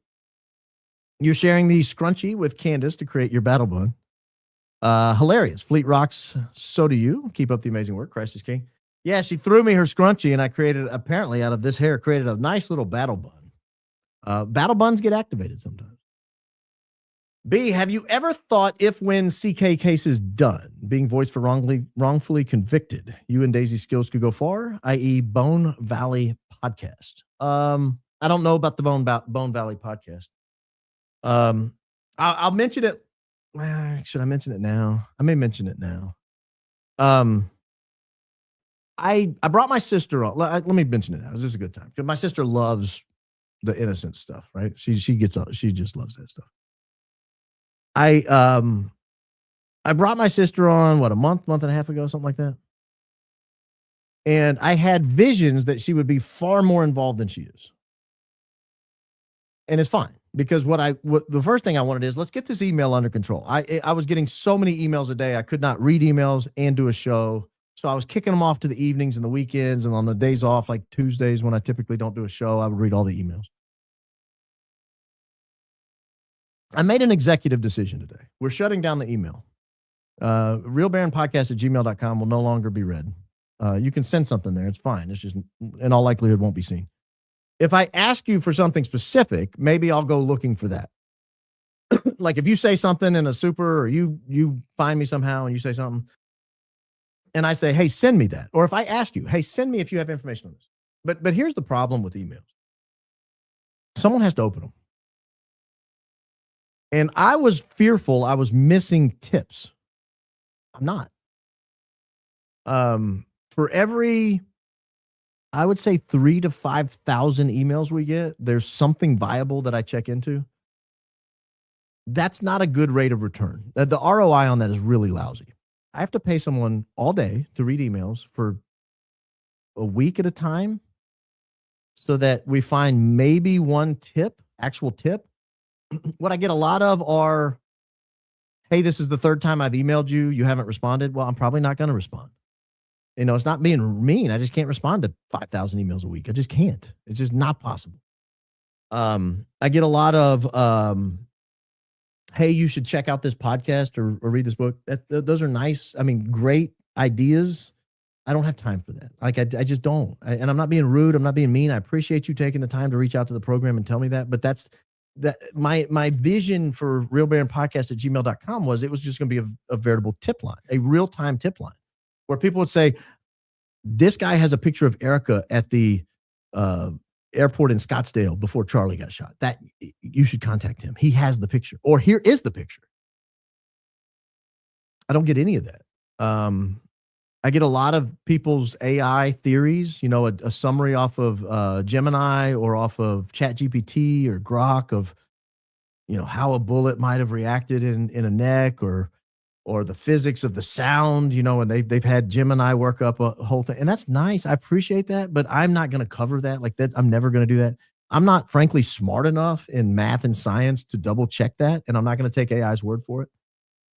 I just get a lot of emails, not that I hate them, not that I'm mad at them, not that I wish people wouldn't send them. I'm frankly very happy to read them, but it's just a cost benefit. Like everything's cost benefit. You go to the grocery store to get a gallon of milk. It's $4. I've got to give something up in order to get that milk. Like that's $4 I can't spend somewhere else. And I had to go earn that $4. I had to give up my time with my family to go earn the $4. And then I have $4 in my hand and I could buy this or I could buy the milk. I have to make a decision. I go for the milk, put the milk in the cart, take the cart to the front desk, hit the boot machine, boop, $4.40 with tax, and I'm out the door. Like there's a cost benefit to everything, including your time. So if I have somebody who's brilliant, like my sister is, and very smart and capable researcher and capable writer, and I have her instead reading emails all day that are just yelling at me for not responding to your emails, that's not a good use of our time. It's just not a good use of our time. And so we're going to shut it down. The only time I'm going to check it is when I ask people specifically to send me things. And then I'm only looking for the keyword that's in the subject. And if it's not there, I'm not going to it. So I hope this is okay with everybody. I hope that's fine with you. I'm not trying to be rude. I'm not trying to be mean. I'm just trying to say this is a very small operation, a very small operation. Each one of these shows takes 15 to 25 man hours, sometimes 30 man hours to produce one show. If I can get my sister's time on that instead of reading emails, it'll be even better product. So you guys will benefit in the long run. This will be a better show if we make this decision. I didn't want to just stop reading them because then people are wasting their time under the impression that we're still reading them. And I don't want to do that. So I did want to make that announcement. It's not to be rude, not to be ugly, not to be mean, but just to say, we don't get tips. Like almost everything we're doing, we're not getting tips. Like if I'm getting tips, it's coming from people I know and they're texting me. Like the plane. That's just someone I know. That's a source I've developed outside of the email inbox. So I hope that's okay with everybody. Again, that doesn't mean redirect your stuff to Facebook. Doesn't mean redirect your stuff to Instagram. It just means we're gonna do away with that portion of the interaction because it's just too time consuming. So I hope that's good. I'm being as apologetic and as nice as I can about it. All right. That to say, My sister, who loves these types of podcasts, maybe she'll help with some of that stuff. Hi, Baron. Quick round of thanks to the following great humans. 1, to Candace and her team for their lead. 2, to you and Daisy and your sis for investigation. And finally, 3, to Adfleet for making us all laugh with her absolutely brilliant take on it all. Well, thank you, Wave Tranquility, first very much for your generosity that keeps the whole thing going. We don't do ads. The whole thing is done on the generosity of listeners. But thank you. I hope your point 2 is going to be even more valuable with the redeployment of resources starting tomorrow. And Candace has taken on a lead role in the dissident, what I'll call the dissident right, the dissident, disaffected MAGA. Maybe that's a way to put it. The disaffected MAGA community. She's sort of taken on a lead role and taken a lot of slings and arrows, and she's done it with tremendous class. And she is to be commended and applauded. And Adfleet's great. Makes us all laugh. Makes me laugh almost every day. Slightly lighter here. So happy I get to catch you live finally. Well, me too. A little later tonight, but we're good. I want a t-shirt with a Battle Bun Baron screaming, "Get out of here, Joe." Now I could probably arrange something like that. I'll have to get Fleet's permission to steal Battle Bun Baron. Love the Tom Brady references lately. Keep going, Max. Yeah, I'm a reluctant Brady fan. I'm a Colts fan. And as a Colts fan, I was predisposed to not like Tom Brady because he cost the Colts like 4 Super Bowls. But credit where it's due, right? Good girl, Donna. Oh, gosh. Is she back? Oh, no. Forget Harvey and run away with me instead. I think Donna's already moved on. I think that's the problem. LOL, JK. Sorry, I just want to get in on the soap opera. Oh. You could get Harvey all lathered up. Not sure who is still listening to the Charlie Kirk show. Blake's constant happy sass and fake moral outrage is irritating as heck. No way I could tune into that every day. Keep going, Max. Christ is King. Christ is King indeed. Blake is ruining the show. Let's just be honest. If it was just the Andrew show, it might be tolerable. Blake is I think the only thing they could do worse is have Mikey McCoy on there every day. That would be worse. We love a good Baron rant. We love it even more when it makes the opening of the Queen's show. Yeah, I saw that. I actually didn't see it. I was at the gym coaching and I came home and my wife was like, "Are you watching?" I was like, "No, I just got home." She's like, "You need to watch. You're going to love it." It was fantastic. Wow, just wow. That's what I thought. Really grateful for you pushing through to give us a show tonight. I so look forward to watching both you and Candace. Also love the opening as a proud Italian American. Christ is King. Christ is King indeed. Jeremiah 29:11. I'm sure that's a good one. Yeah, I honestly was hoping it didn't irritate the Italian Americans because I know they get weirded out, some of them, when you talk about the Mafia, but it's an interesting part of American society. And it's more interesting when our nonprofits start acting like them, the Mafia. Glad to be back on Alive. My schedule got crazy. Hope you caught up on Cash's Honeypot chapter book. I did. I read the whole thing this morning. Theory on X, reading it caused my IQ to drop a bit. Thankful to be back here in a high IQ outfit. She didn't do herself any favor. Cash's girlfriend, if you don't know what she's talking about, Cash's girlfriend dropped a 13-tweet tirade, complete with math. And I'm not, look, I wasn't the best math student, but she's bad at math. She's terrible. Man, you're a blessing to all of us. You're a blessing to me. As a father of a 19-year-old, what are your thoughts on DJT keeping unwilling participation open as an option? I don't want my children unaliving for Philly's nonsense. My 19-year-old's a female. Hopefully she wouldn't be eligible. The girls don't register for draft. My son is 17. He'll register here before long. And when he registers, we'll go straight to the post office and get him a passport. And I can do this show from anywhere in the world. And we may have to relocate. I wish we knew more about what Charlie knew about Erika being in a relationship with Cabot Phillips prior to being with him. We know Cabot worked and was friendly enough to ball with him at the time. So I talked to a childhood friend of Charlie's who knew him growing up.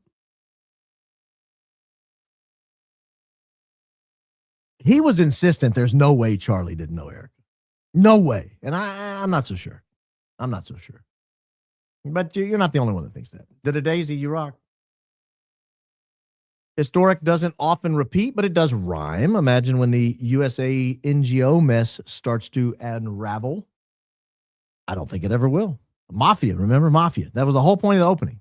The whole point of the opening. You just nail it. You're all over it. Like incoming fire. Where's the other? Can't keep a conspiracy a secret opening. Would love to watch it. I don't even know how I'd find it. I don't know. I don't know how to find it. I'll have to look for that. One of my absolute favorite topics in your opening statement, Christ is King. Christ is King indeed. Yeah, Americans in particular have a kind of a romanticized notion of the mob because of Hollywood. We don't understand the ruthlessness of it.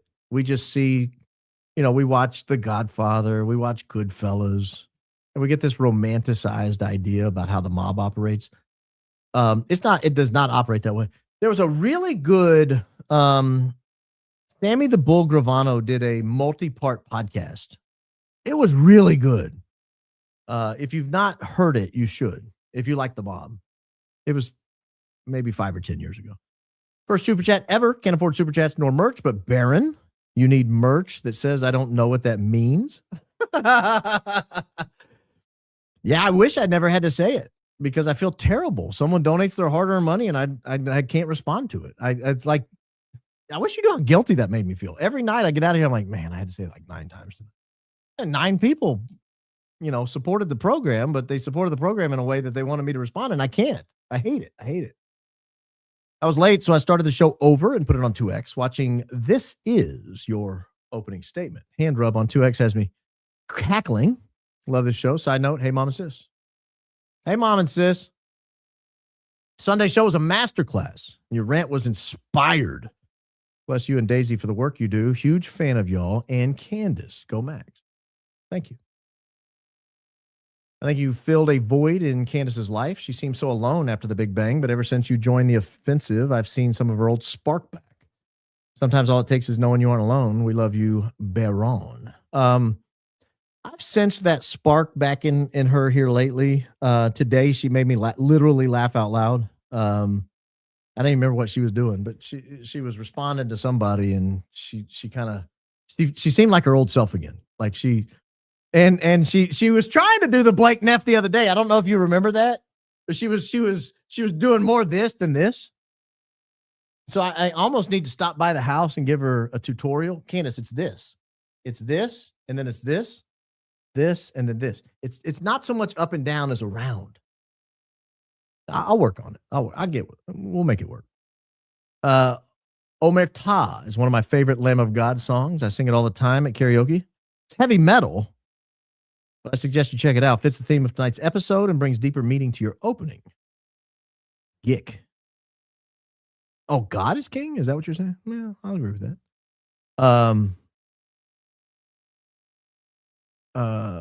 Omerta. I can't play it because we'll get hit with a copyright thing. Song, what'd you say? Lamb of God? Okay, I'll pull it up and look at. Okay, there it is. I see it. I'll play it when I'm done. It's Baron's fault.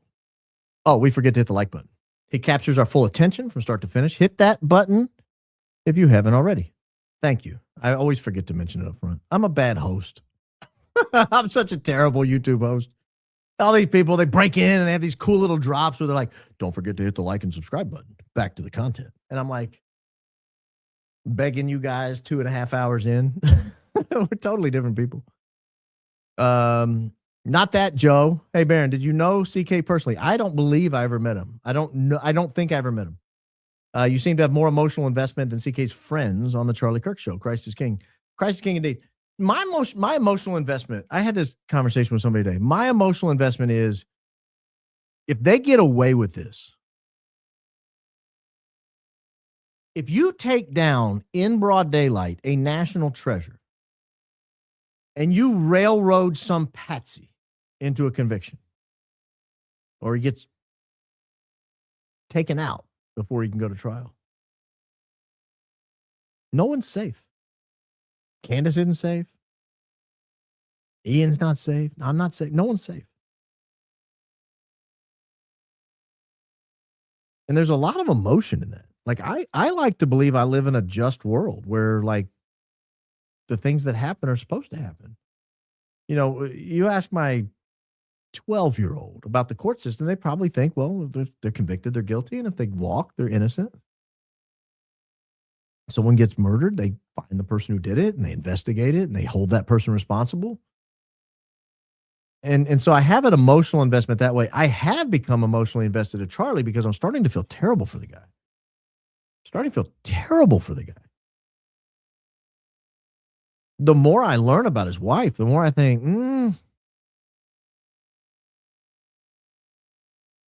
Oh, I already read that. Thank you.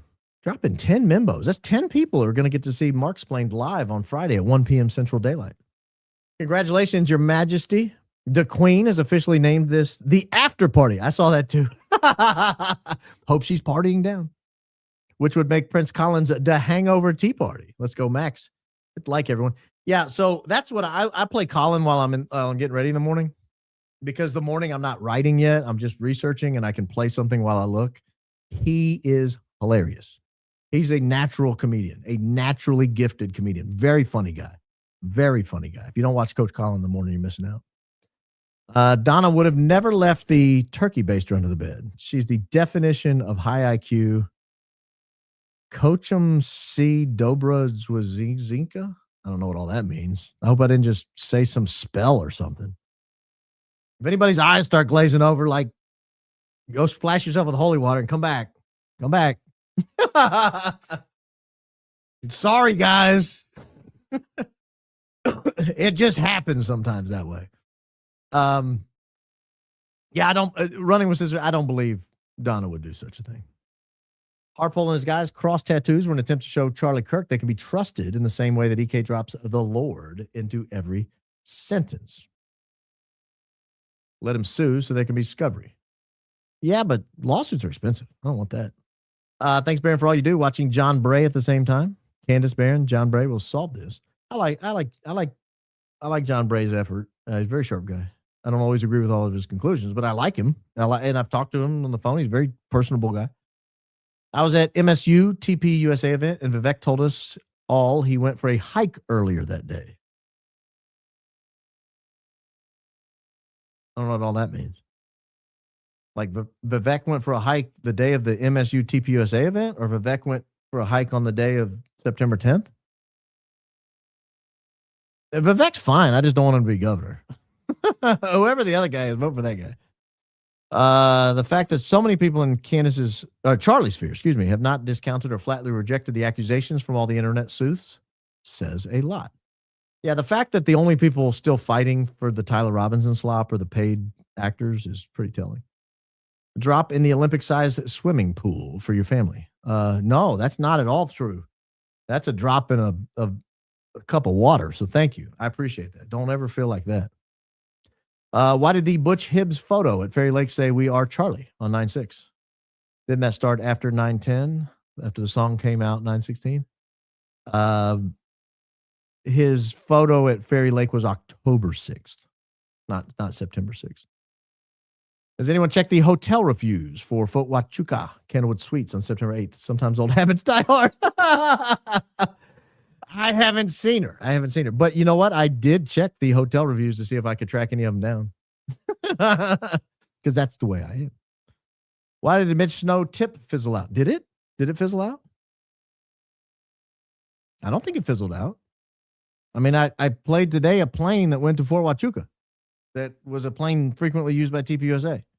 And private planes don't go to Fort Huachuca. I don't think it fizzled out at all.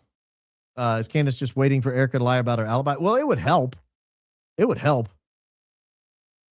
Hey, Baron, great synergy with CO recently. I love how some old info neatly ties into new findings. Did you swing by FedEx last Friday, Saturday? I can stop worrying about it. Thanks for wonderful shows. Christ is king. Christ is king indeed. You're not going to like the answer. But they did not have it. I did go by. They did not have it.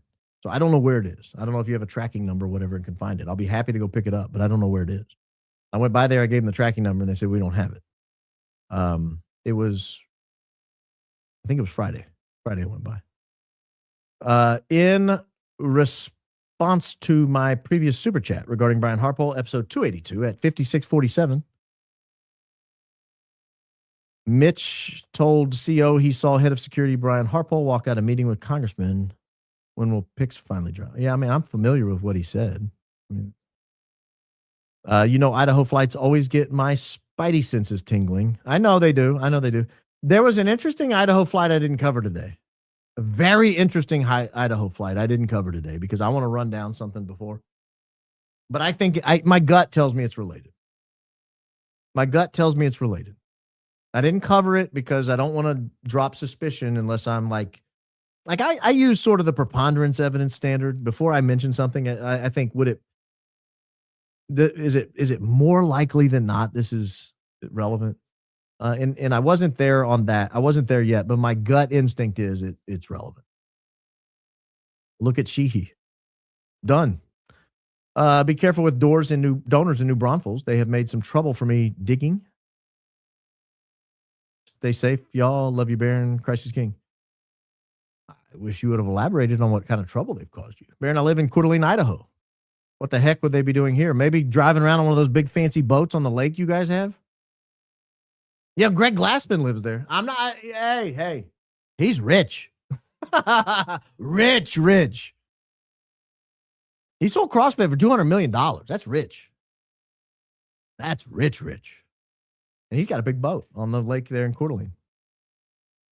I don't know what they'd be doing there. Vacationing? I don't know. CO said, woke up to a shot of Barron. And I said, ma'am, not that kind of show. That I can assure you that's not what happened. But seriously, can I get it on a t-shirt? No, that will not get on a t-shirt at all. That's not what she meant. Like tomato juice. Wake up and down a little tomato juice, get a little fluid, a little salt, some vitamins, some minerals. That's what she's talking about. Health. It's a health thing. Tomorrow's my 10-year anniversary coming into the church from cancer to Catholicism. Glory to God. Thank you for all you do and so many belly laugh moments. I live in Idaho, but was born in Kalispell, Montana. Interesting. You've heard of Kalispell. I'd never heard of it. 10th anniversary. Congratulations. I just celebrated my 18th anniversary 2 days ago. 18 years. My Catholicism is old enough to buy cigarettes and vote. Congratulations on that, by the way. Slightly lighter here. I'm from Bozeman, Montana, near Ferry Lake. Let me know if you need any info from the area. Think I do. Yeah, maybe I'll think of something. Thank you. Coeur d'Alene, Idaho is where the doctor who saw Charlie Kirk in the ER after the elimination was from. I think he was from Idaho Falls, if I'm not mistaken. I could be wrong. That ties into the interesting flight, by the way. Provo to Idaho Falls. But I'm not going to cover it. I truly believe if VK is connected, or anyone at TPUSA for that matter, a lot of the credit for bringing them to justice will go to you and Daisy.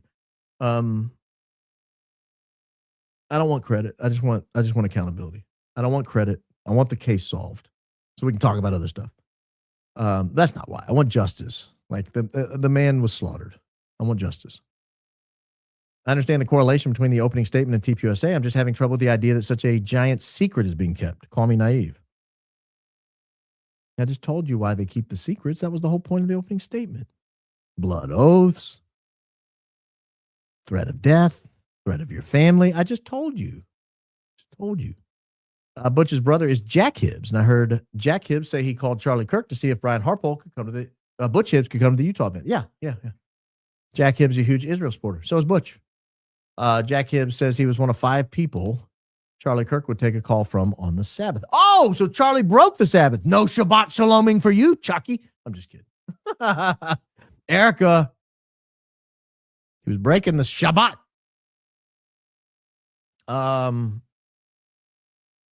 That's interesting. That's why I'm wondering why Butch Hibbs was at a gathering with them at Ferry Lake. Like, he's so out of place in there that it makes it look guilty. Honestly, if Butch Hibbs wasn't there, he might be like, well, these guys get together a few days before the event because it's a nice area. Why is Butch Hibbs there? How close did it come to the random truck van that was oddly parked on the aerial views that day? How close did what come? I don't know what it is. I don't like pronouns. That's why. I don't know what it is. Hi again from Wasilla. The thriller in Wasilla. We have a chocolate lab named Millie who also enjoys your podcast. Your hard work is very appreciated. Jesus loves you, and so do we. Did you name her that because it rhymes with Tilly? Thank you. Hi, Millie. Kalispell is mega wealthy. It's next door to Whitefish. Yeah, the donor I'm thinking of is actually from Whitefish. So that's interesting. I lived in Kalispell. I saw it fly over me super low, but there was also a private helicopter. On that day? You're talking about on September 10th, Rosemary? That's interesting. I'll have to look for the private helicopter. I didn't see one on the radar.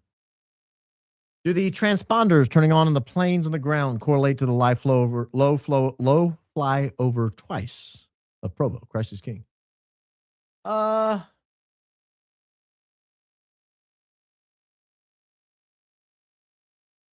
don't think so, but I can double check that. I don't think so off my top of my head. How does Montana gathering correlate time-wise to the explosion of the bomb-making building? 4 to 6 days, give or take. You know what's interesting about that? Hold, please. Hold, please.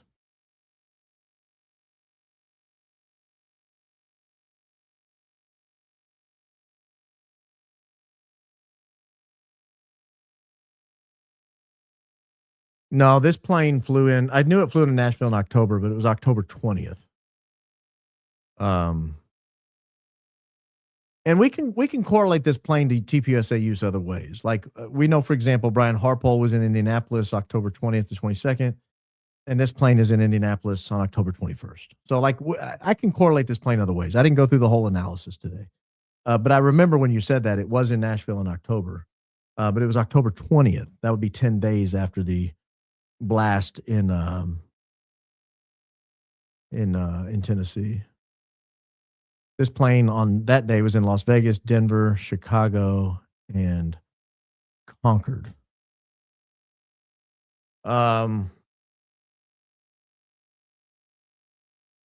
Interesting.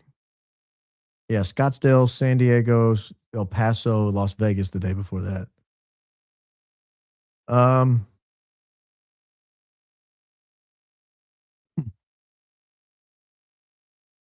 And it was in Kalispell, on the 5th. So 5 days before this plane was in Kalispell. The other guys were there October 5th through, I think, 8th or 9th. And then the blast was on October 10th. So interesting thought you have there. Kalispell, Montana has an international airport, which is 4 hours from Bozeman, Montana. Go Bobcats. My son attends MSU. I assume you mean Montana State, not Michigan State or Mississippi State. So the interesting thing about the plane in this TPUSA plane in Kalispell is it lands, and then a little bit later, a private jet goes from Kalispell to Bozeman, which is where the other guys were the following day. One of Lori's businesses is in Montana, right? I don't know. Maybe. I'll ask Daisy real quick. Hold, please. Was one of Lori's businesses in Montana? We'll see. Whoop. I don't know if you guys heard that. Did the plane go to Fort Huachuca before Charlie's demise? Not that I can tell.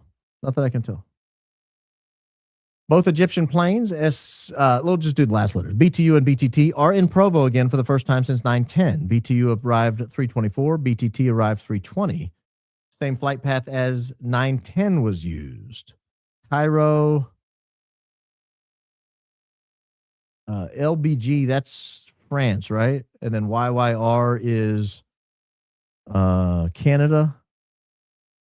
MO2, I don't know. And then Provo. That's interesting. I'll look into that. That's a fascinating data point. Thank you. Not sure it's relevant, but Westchester County Airport, White Plains, is an hour south of West Point, a famous military base with lots of sketchy lore.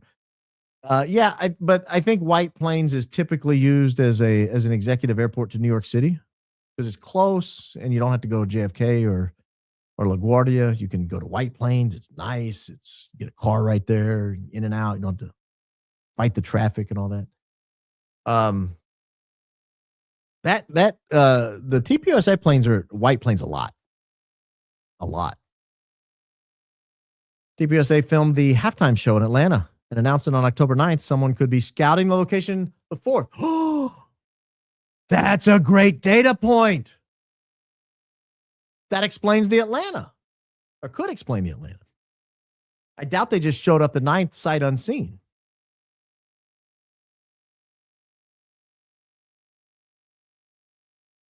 That's a great data point. Thank you for that. Do you think there's a chance we're going to see preemptive pardons for EK, and TPUSA soon? No. There's an Air Force base in Kalispell. I thought it was decommissioned. Is there an active one in Kalispell? Kalispell Air Force.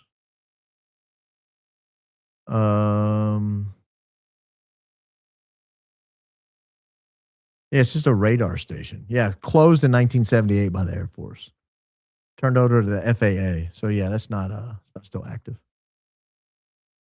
One reply to my last super chat said CK's life insurance originated in Montana. Well, that's also an interesting data point. Charlie Kirk life insurance Montana. All right, I'll look into that as well. Because yeah, wasn't there something? I have to go back and watch Dank's show on that. He did a really good show on it. Wasn't there something where she had to reactivate the company in Montana or something in order to get access to the life insurance payment? That kind of wealth is why peasants revolt. Christ is king. Are you talking about the plane? It's gross. It's gross that someone that runs a nonprofit would drive that plane, fly that plane. Because you know what? They write off that plane as a business expense, meaning they don't pay taxes on the use of it. Think about that. That means when you pay your taxes, you go work 40 hours a week, you punch the clock, you come home with dirt under your fingernails, your back is sore, your brow is sweaty. You come in and you eat goy slop.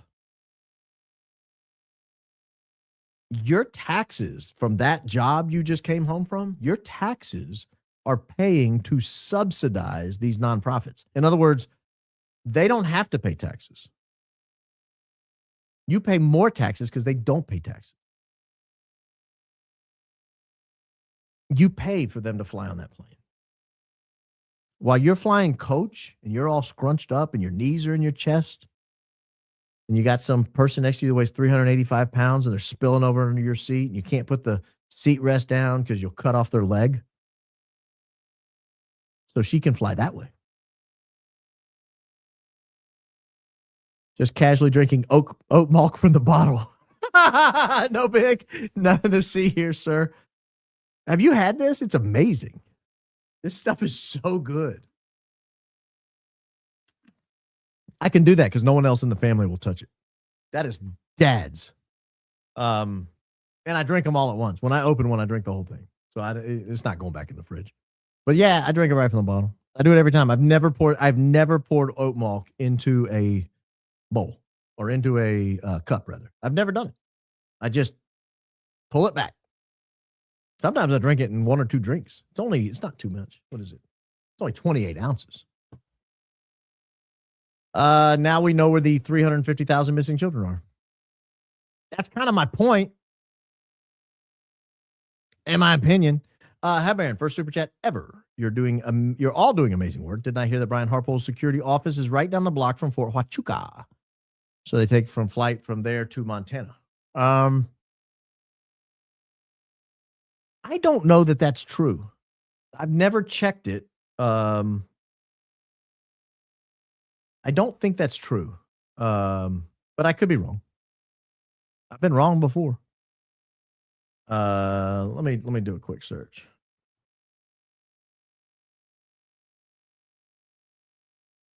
All right, let's see here.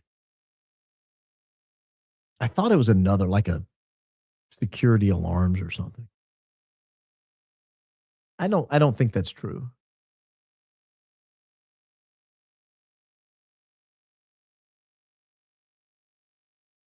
Yeah, I'm going to operate as a no until I am shown that it's true. There are a lot of companies called Integrity Solutions, and I think that's the name of his company. There are a lot of companies nationwide called Integrity Solutions. I don't think Brian owns them all. I'm fairly confident he does not. And so it's possible there's another one that does something else. But I don't know. We'll see. It may turn out it's true. Did y'all determine, was the first news org to release that Charlie was shot? Great job linking how quickly tactics changed when Fort Huachuca was mentioned. Did y'all determine who was the first news? I don't know who it was. The first person to declare Charlie Kirk was shot was Terrell Farnsworth, like 26 seconds afterwards. He was the very first. They shot Charlie. He's dead. Remember that? Let me just say this. I don't know that they're related. I tried to figure it out, but I didn't have time to run it down. I will.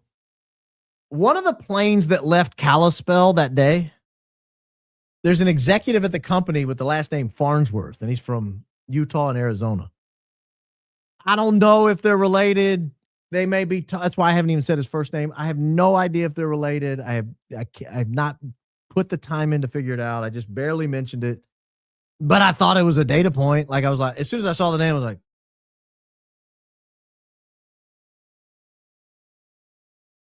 I couldn't get to the glasses fast enough to make sure I was seeing what I was seeing. Yeah, it has an executive named Farnsworth.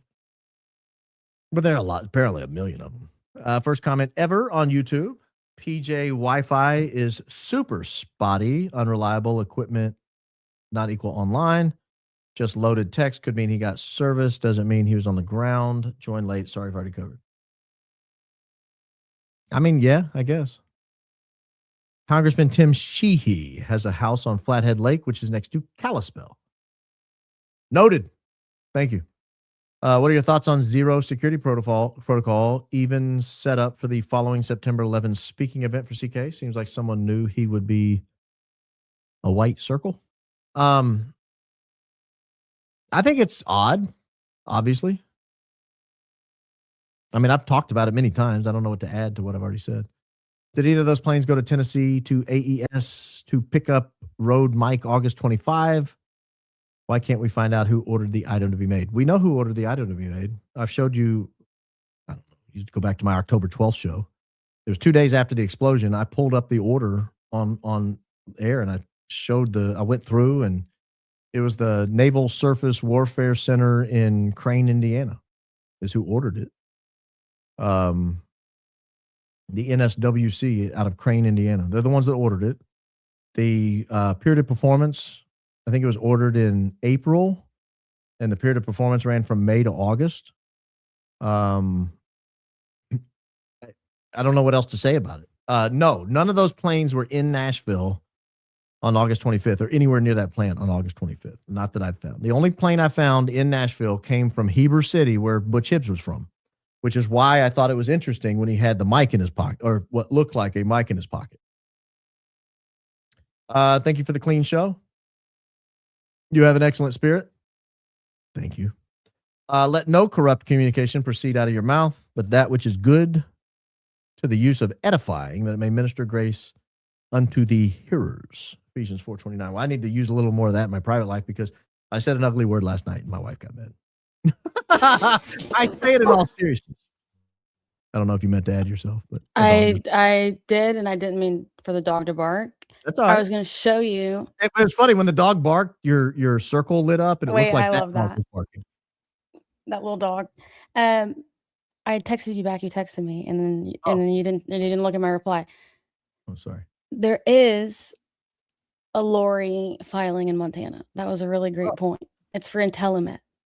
What year was it? Do we know? 2009. So it's old. It's a little old, but it's still active. So. Oh, is it? Yeah. Hey, do we know anything about the life insurance policy? Does it have a Montana connection? Someone raised that. I haven't heard. I saw that and I was looking, but I haven't heard anything about I haven't heard anything credible about the life insurance policy. Well, Danks did a good show on it, so that'll be where we go next. We'll look at his show because he did a really detailed show on it. Oh, that's right. Somebody told me to watch that. And then also, integrity, security. Yeah. It's different. I knew it was. I just didn't think that was possible. I have the filing docs for that. All right. Thank you much. Yeah, it's not. Okay. Yeah. Well, This is why you guys got to keep a Daisy around. She keep you in line. Get your children out of school before TPUSA gets in. They're coming for your kids. They're coming. I don't know why I'd use my Mark Levin voice for that. Glenn Beck, big in Montana. God bless and protect you. You went max. Thank you. Glenn Beck is big everywhere he goes. No, I thought he was in Idaho. I didn't know he was in Montana. Is he in Montana? But are they really the same state? I mean, they kind of look like it. They sort of like the face of Montana is kind of like, look, it's like Idaho's doing this and Montana's doing it. Montana's like looking at Idaho and Idaho's doing this thing. That's how I remember where they are. Montana's like skeezing on Idaho in the map. The cover of Helping Victims of Transportation is great. They pretend they're the ones helping when they're doing the pizza and grape soda activity. Allegedly. It's just pizza and juice. Yeah, if you weren't in the saving business and you showed up and you're like, I heard there's trafficked children around. You'd be like, we got an APP on a guy in a mustache. Right. I mean, it'd be weird. But if you're like, we're here to help the kids.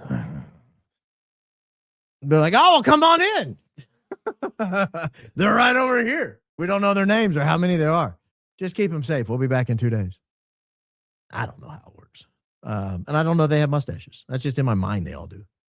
Paul and Katie Neff, MD Kalispell. Are they related? Are they related? I come on and say I'm not going to do the email. And then now I got to look everything up in real time because I can't say email me about it. Paul Neff. Doesn't look like he's related, though. Got a big old chalet, though, man. That's a nice house.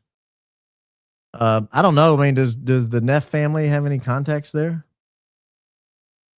He looks like he's originally from Washington. Looks like he's originally from Washington. We'd have to run these down to see if there's any relation. I don't recognize any of the Neff names that he's related to. But maybe. Thank you. That's a good data point. USA is the biggest transporter in the world. Somebody has to be doing it in our country and think we hit the anthill. Well, I'm just drawing a note that there are a lot of people around this woman who are in the business. Remember, Rick Cutler interviewed for a charity in Central or South America, and when discussing, you had determined he retired from the police department early to seemingly go work for that charity. Yeah, I remember that. Actually, now that you mentioned, I'd forgotten that. Thank you. High IQ outfit and grand jury. We need to start posting to Sean Ryan on X to interview Baron. Would you do an interview with Sean on everything you covered if you asked? Of course I would. Sean has a massive show. I would never turn that down. And he's local. I think he lives like 10 minutes from me. So, Sean! Sean! He didn't answer. Did you see Project Constitution post regarding ASU launching investigation against a TPUSA chapter? Leaked video of Erika having secret unregistered meeting on campus. I did not see that. I'll check it out, though. I read his stuff. Did you say plane was at Fort on October 10?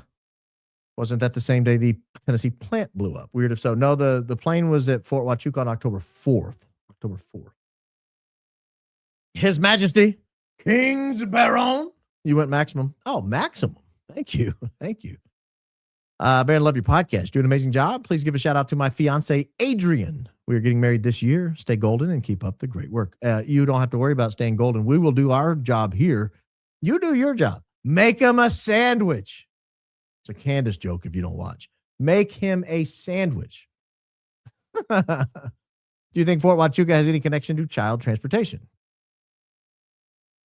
I mean, maybe. Also, that private meeting at the White House right before the Jeff files came out. Your thoughts, possible connections? I don't have any thoughts because it was private. I mean, it's awfully convenient that he leaves the meeting, Charlie, and comes back to his show and declares he's not talking about it anymore. That's something happened in that meeting. Wasn't Hibbs the one who could have picked up the mic from the blown up plant? Anything new on that? Nothing new on that. There was a flight from Heber City to Nashville. The plant was close to Nashville.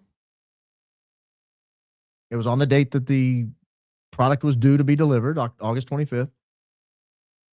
And he showed up at the event with what appeared to be a Rode wireless microphone in his pocket. And those are just data points. Like what was the guy? One of the TPUSA people got mad because they say you put Legos on the table and people construct them in their mind. I'm putting Legos on the table. I want you to construct Legos. I think it's dumb that anyone would get mad about that. That's how the brain works. If you walk in my house and you see a dog bed and a dog bowl full of food, what do you conclude lives in my house? A monkey? No. Oh, Baron, he must have a monkey. Why do you think he has a monkey? The dog bed right there. There's a dog food bowl full of dog food. Why would you think he has a monkey? Well, because I'm not allowed. TPUSA told me I'm not allowed to put obvious points together and draw obvious conclusions. Otherwise, I would say Baron has a dog. Beautiful dog. He wears a pink collar.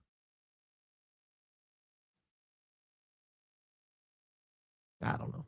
I'm not allowed, apparently. TPUSA, you're not allowed to put data points on the table and let people draw the very obvious conclusions.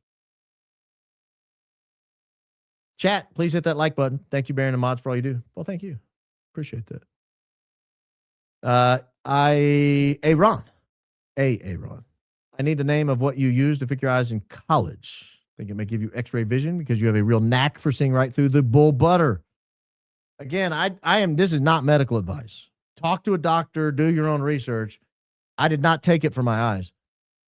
It was only years later I drew the connection when I started reading stories on Facebook and Twitter of people that used this and they said it healed their eyes. I did not, but it's called DMSO.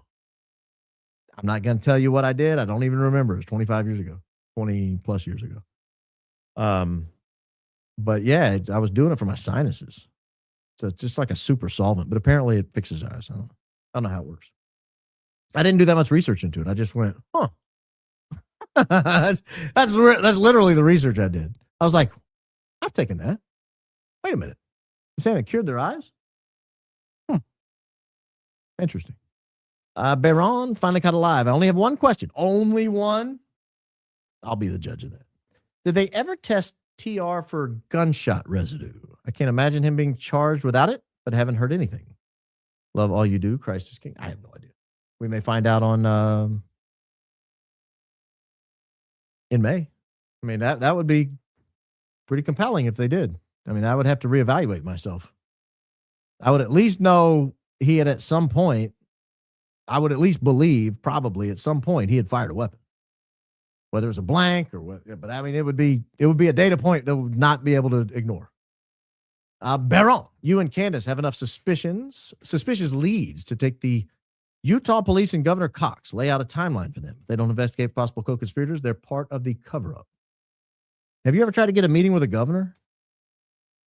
Or the police, for that matter?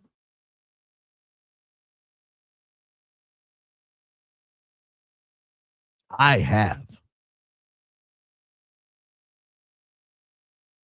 Heavenly Father, please place an impenetrable dome of protection over Baron's and Candace's families and homes. Keep them all safe. Well, thank you. I could use one of those.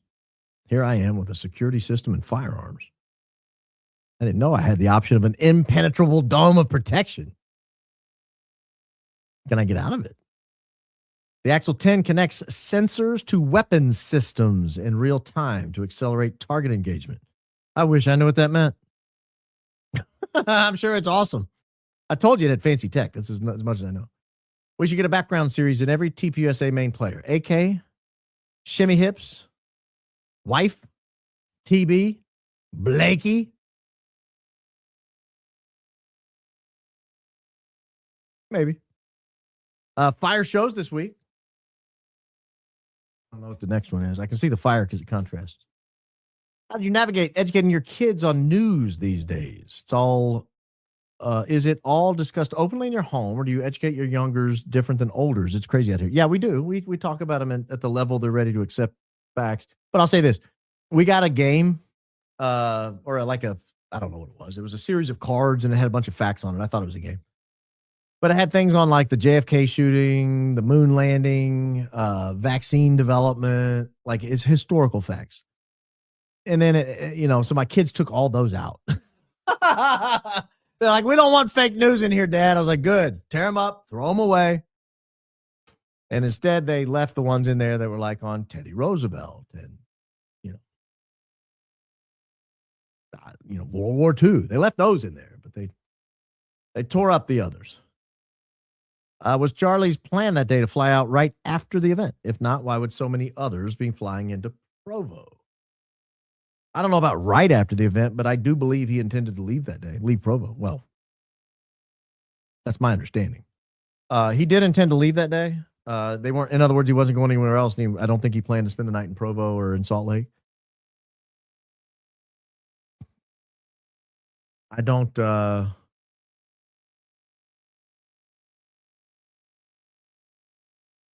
think the others were flying in until after the bang. I think that's when the other planes started coming in. The only one that was on the move before the big bang was Andrew's plane. Door on the SUV was shut. Get a hold of Blake from West Texas is the best Texas. He has a zoomed-in video. I enjoy your show. Keep going, Max. Christ is king. Christ is king indeed. I'll ask him about it. Your shows are on for the perfect time in Australia, Baron. Only found you recently. Most Aussies didn't even know who Charlie was until he was unalived. Everyone knows now, thanks to you, Candace, etc. Christ is king. What time is it in? Well, we're going with Sydney. 1:28 p.m. That is a perfect time. Good afternoon. TPUSA is so cooked. I want to be the one to say it. Putting Legos together. You and Candace, Best Detective in Real Life series. Blessings from Sweden. Staying up late this night, 2:25 a.m. Still worth it. You know what I'll be doing at 2:25? Yeah. Horizontal and unconscious. Bad Cop Baron is my favorite Baron. Love when you address AK directly because we all know he's watching every dang show. I've got my Bad Cop hat right here if Andrew needs to see it. Dope hat. I wore it to baseball practice the other night. I had to let him know. Like, kids, if you're not going to get your butt down to field the ground ball, if you're not going to get your feet in position, you're not going to catch through the ball, then guys, I was bad copping all over the place. Erika was adamant about the importance of staying humble after Charlie passed, giving everything we now know now. It's a pretty funny thing to keep touching on. Christ is king. Christ is king indeed. Most humble people, I can't comment on every humble person, but most humble people don't walk out in a gold Elvis suit to fireworks. Just most. I'm just telling you most. Most. Anyone who knows a hunter or has seen a moose, deer, or elk in person knows why a 30-06 was not the thing that was used. Bull elk are terrifying in person and are a mountain of muscle. Oh, so they look like me. They look like Fleet's version of me from a few weeks ago. She's thinned me out a little bit. Did the plane fly over the lake, make its way to Tennessee on 10/10? No, I don't think. Let me look. I've still got it pulled up. I'm scared to find the answer, to be honest. I'm kind of scrolling slowly so that I don't find it. I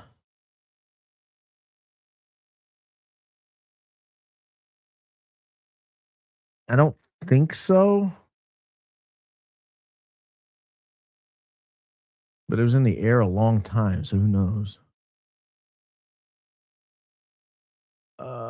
Man, it's gonna take me too long. I'll have to pull it up on ADSB and like go leg by leg. I guess I could do the whole day. Give me just a second. This is an interesting question. I'm very interested now that you've raised the issue. Because it did have some long flights. Oh gosh, go away.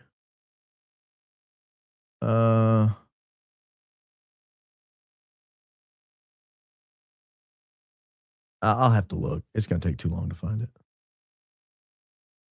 History 1010. I'm getting there. You've raised my suspicion now.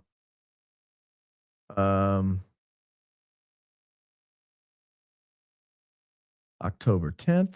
Why is it not taking October 10th? I'll just type it out.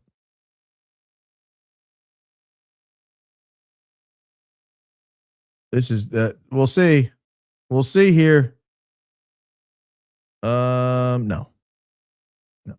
Made it as far east as Lake Charles, Louisiana, Oklahoma, El Paso, Albuquerque, Salinas, California. Whew. Some data points I don't want in my head. Kalispell, Montana, Allied Training Partnerships. Foreign troops do operate. Soldiers regularly train alongside the Montana National Guard in the region to improve interoperability. Foreign military sale, Sanju Industrial.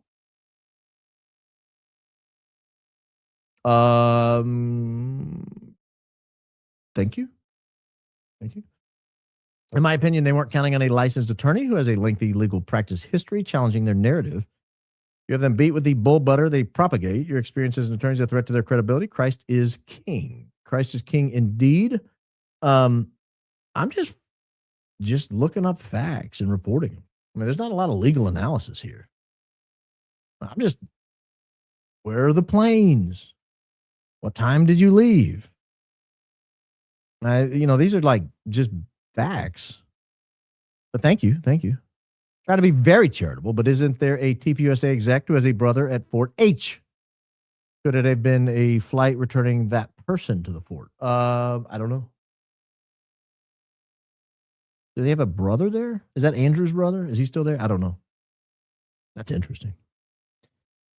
Integrated Security Solutions. Based in Kalispell, this firm holds DoD secret facility clearance and is certified Homeland Security Level 5. That sounds Integrated Security Solutions. I'm going to look that up. Kalispell. Yeah, interesting. They sure are there. That look like they just do like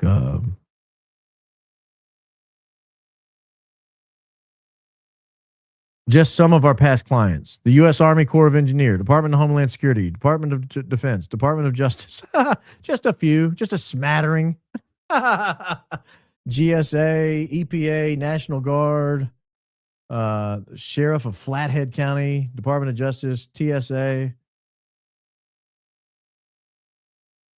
What do they do?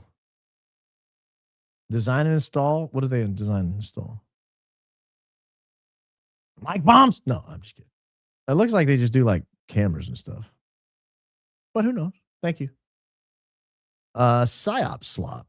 Yeah, beats some of the other slop. Best show ever so far, Baron. Wow. It's all coming together and forming more of a structured body. I pray the Lord sustains everyone in this investigation. I pray for energy, wisdom, and strength. Thank you. Appreciate that.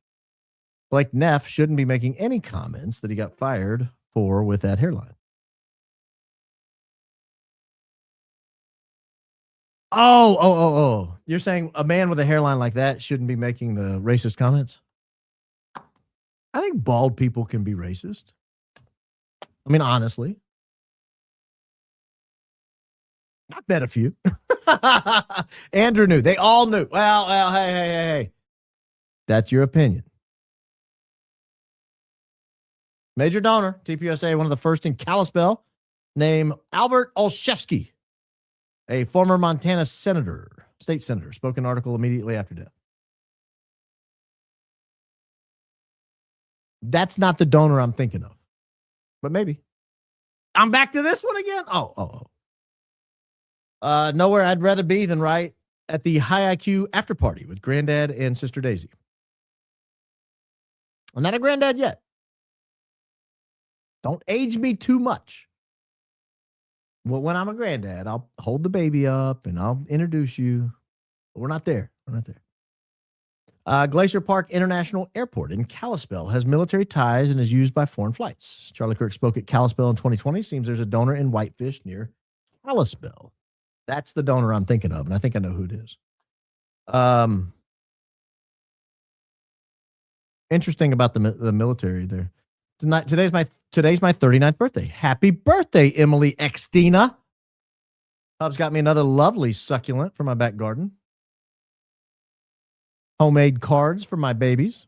Now spending time with high IQ folks, making for a great one. Great show tonight. Thank you. And happy birthday to you, Emily. 39 again. No, I'm just kidding. That's a joke. It's a joke. I just sent email now. I live near Kalispell. Yeah. Who wants to tell them? I don't want to tell them. Why haven't we heard from any of these kids? Oh, the transported kids. Yeah. Where are the ones that got saved? That's what I want to know. Where are the ones that got saved and said, I thank Yako for saving me. I thank whatever her name is, Lori Abbas for saving me. I thank Glenn Beck for saving me. I thank Erika Kirk for saving me. Where are these kids? We want to hear from you. If you were saved by Erika Kirk, please let me know. Let me know. Braxton Mitchell of Kalispell, Montana, 25-year Republican state legislator, TPUSA spokesperson. I don't know who that is. But I thank you. Thank you, Nancy. You're on fire, and I love it. Thank you for telling us the facts. I just wish they would do the right thing. Well, we all wish they would do the right thing. Baron, have you watched any videos on RDX? The material John Bray mentioned, a small amount is quite explosive. I did mention RDX a couple of times. I think if you go back, again, a lot of you weren't here at the time. My subscriber base was much smaller. On October 12th, I believe I was the first show in the country to do the show on the October 10th explosion in Tennessee and make the connection.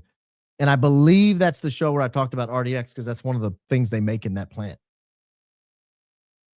Did you see the massive swarms of crows over our greatest ally? You absolutely need to pull it up and check it out. Cray, I figured you sent them. This crow was right here. This crow did not do anything wrong. This crow did not bother anybody. You wouldn't do that, would you? No, I didn't. I saw the video. It's so hard to tell with AI these days. I tend to. I wish I didn't. I tend to think every video is fake. If that's real, though, if that many crows swarm me, I would think I had made God mad or something. Mama 5 here. Give me all the newborns, except newborns eventually become toddlers, and toddlers for so long. Yeah, my wife and I used to have a joke that whoever named the Terrible Twos did not have a 3-year-old. That person probably regretted it when the 2-year-old turned 3 and they were like, I've created a monster. But they eventually turn into lovely young children. Eventually. Blake drives a 2008 Yaris, not any other year. I got to look that up. What's a 2008 Yaris?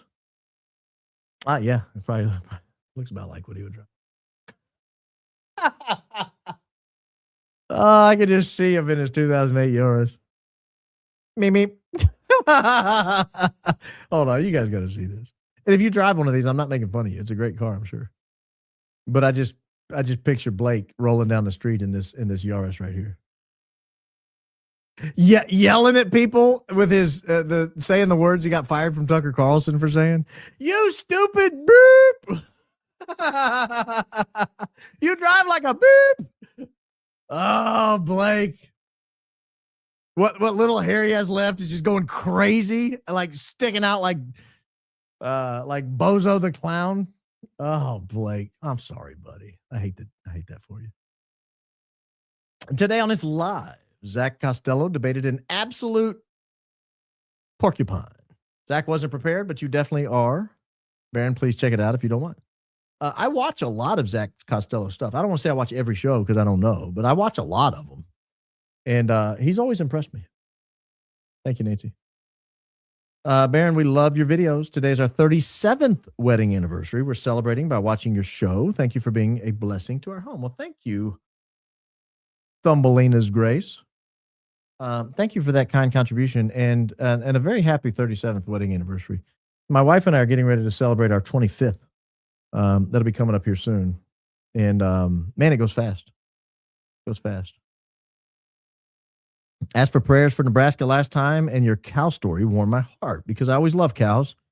You also mentioned Nebraska ball. So Iowa has bad corn. Go Big Red, Sweet 16, baby. Oh. Iowa's pretty good. Iowa's really good. That'll be the two whitest teams I've seen take the court in a long time. Oh, that's funny. Yeah, cows. We love you and your staff. First rate show. I agree. Great show. No, I'm just kidding. We incredible support here. Great business decision on the emails, divert resources to meaningful work. Yeah, I mean, the reality was I was so drowning in the emails, I thought I was missing stuff. But and like when I brought my sister on board, I was like, just make sure all the emails get read, make sure we're not missing anything. And after like a month and a half, we're not missing anything. Like we're not missing tips. There are some good emails and very heartwarming stories and touching stories and things like that. And I will miss that. But again, it's cost benefit. Like if I had too many employees and somebody just twiddling their thumbs all day and didn't know what to do, yeah, let's read some emails. But it's not the best use of our resources right now. Did you see Zach debate Andrew today? I think you would have been a much better candidate against Andrew. Maybe you should. Just a thought. I don't really do guests. I do it on the member show. Maybe I could have him on for the member show. I'm not afraid to debate people. I have to watch his style though. What I don't like are people who do this gish gallop and they just pummel you with stuff. Give me one fact. Let's talk it out. Let's go to the next fact. Let's talk it out. Let's go to the next fact. Let's talk it out. I don't like people who engage in low IQ debate tactics. And I'm not saying he did. I didn't watch it. I will. I'll watch it tonight. What time is it? Watch it tomorrow morning. I've never subscribed to anyone and never sent a super chat. Thanks for offering such a great show. Well, thank you. Glad I could help you. Come on in. I was a super chatter long before you guys knew who I was. I believe that if somebody provides entertaining and informative comment, then and it doesn't cost me anything to watch it, I just watch. Why would I not reward them? Like if I don't reward that person, I'm stuck with Ben Shapiro, who's getting shady money from the people who were pulling them. I mean, you either support the people or you don't. And if you don't, then they don't stay around. So thank you. I sent you an email about who you should put on your wall. Oh gosh. Thought you were serious for a second. I wasn't going to come unglued or anything, but I was going to have a moment. The wall staying blank. You're the GOAT. Absolutely understand. Time is key. Love you. Well, love you too. Thank you. And thank you. Sadly, Tucker got Blake the job with Charlie, speech guy. Yeah, I just wish Blake would stop doing what he's doing. Airplane. Sorry for the misspelling before. Really is Charlie's airplane the airplane Candace was flying on with Charlie? I don't think so. I don't think he was flying that plane back then because I've seen a lot of flights that Charlie was taking and he was flying coach, I think, when he was taking in the early years. Now, I don't know what exactly year he switched over and started flying $10,000 to $15,000 an hour planes. Why his wife is doing it, I have no idea. They had two people on that plane to Nashville that I'm aware of, Justin and Erika. You know, you can get a lot cheaper plane than a Gulfstream 5. It's like one of the most expensive private planes you can get per hour. Yo, B, my wife, my white Heather. Oh, this is a high IQ outfit hoodie arrived today. Love it. Waiting on t-shirt and C cup. C cup? Oh, coffee cup. I thought you were talking about a brazier. I was like, no, we don't offer those, sir. Love you, bro. Crisis King. Crisis King indeed, Ivan. Yeah, we're not going to offer a bra line. Sorry, ladies. And weird men. What if Andrew knew in his final FU to Charlie was setting up the interview with Ben on 9/9, knowing it would be Charlie's last show? Even worse if the FU was because Andrew had eyes for Erika. I don't want to comment on the last part because I don't know. I mean, I don't want to speculate on something like that. But I don't think it was an FU as much as a we've got to pave the way for 2.0, Turning Point 2.0. Like if I had to guess. Regarding Kalispell, Montana private airport, look into Calvary Chapel churches, Hibbs, TPUSA, EDU, Senshini, and worst ally. Thanks, Baron. Gen X and Y equals Z ionisms. I understood some of those words. Are you telling me Calvary Chapel uses the Kalispell private airport? Because that's what I got out of it. I don't know what the rest of that meant.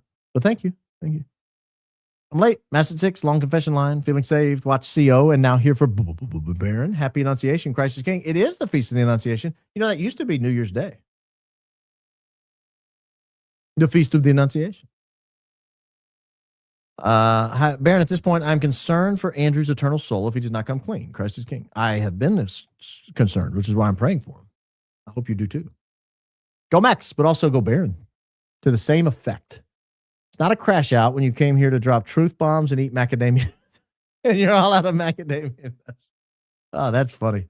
That's a good callback there, Natalie. Thank you. Thank you for being the voice of reason we need. Thank you very much for that. That made me laugh. I like laughing. Was BH hard-boiled questioned as to why there were no preps for the next day's event? Was that whole team at Fairy Lake? Love you when you go Mater Red. I don't know if he was. I don't know what he was questioned on, if anything. Actually, he said he was questioned. I think he did. Or maybe Frank Turk said he was questioned. One of those people I don't trust said he was questioned because I remember when he said that, I thought, hey, he probably lied. I don't know if the whole team was there. The only 3 people I've been able to definitively put there are those 3. If I could put other people there, I would, but I've not been. Maybe Harvey's poem worked. That was the last we've seen of either of them in over a week. Yeah. She may have come back and said, oh, Harvey Schmarvey. He was like, Donna Schmana.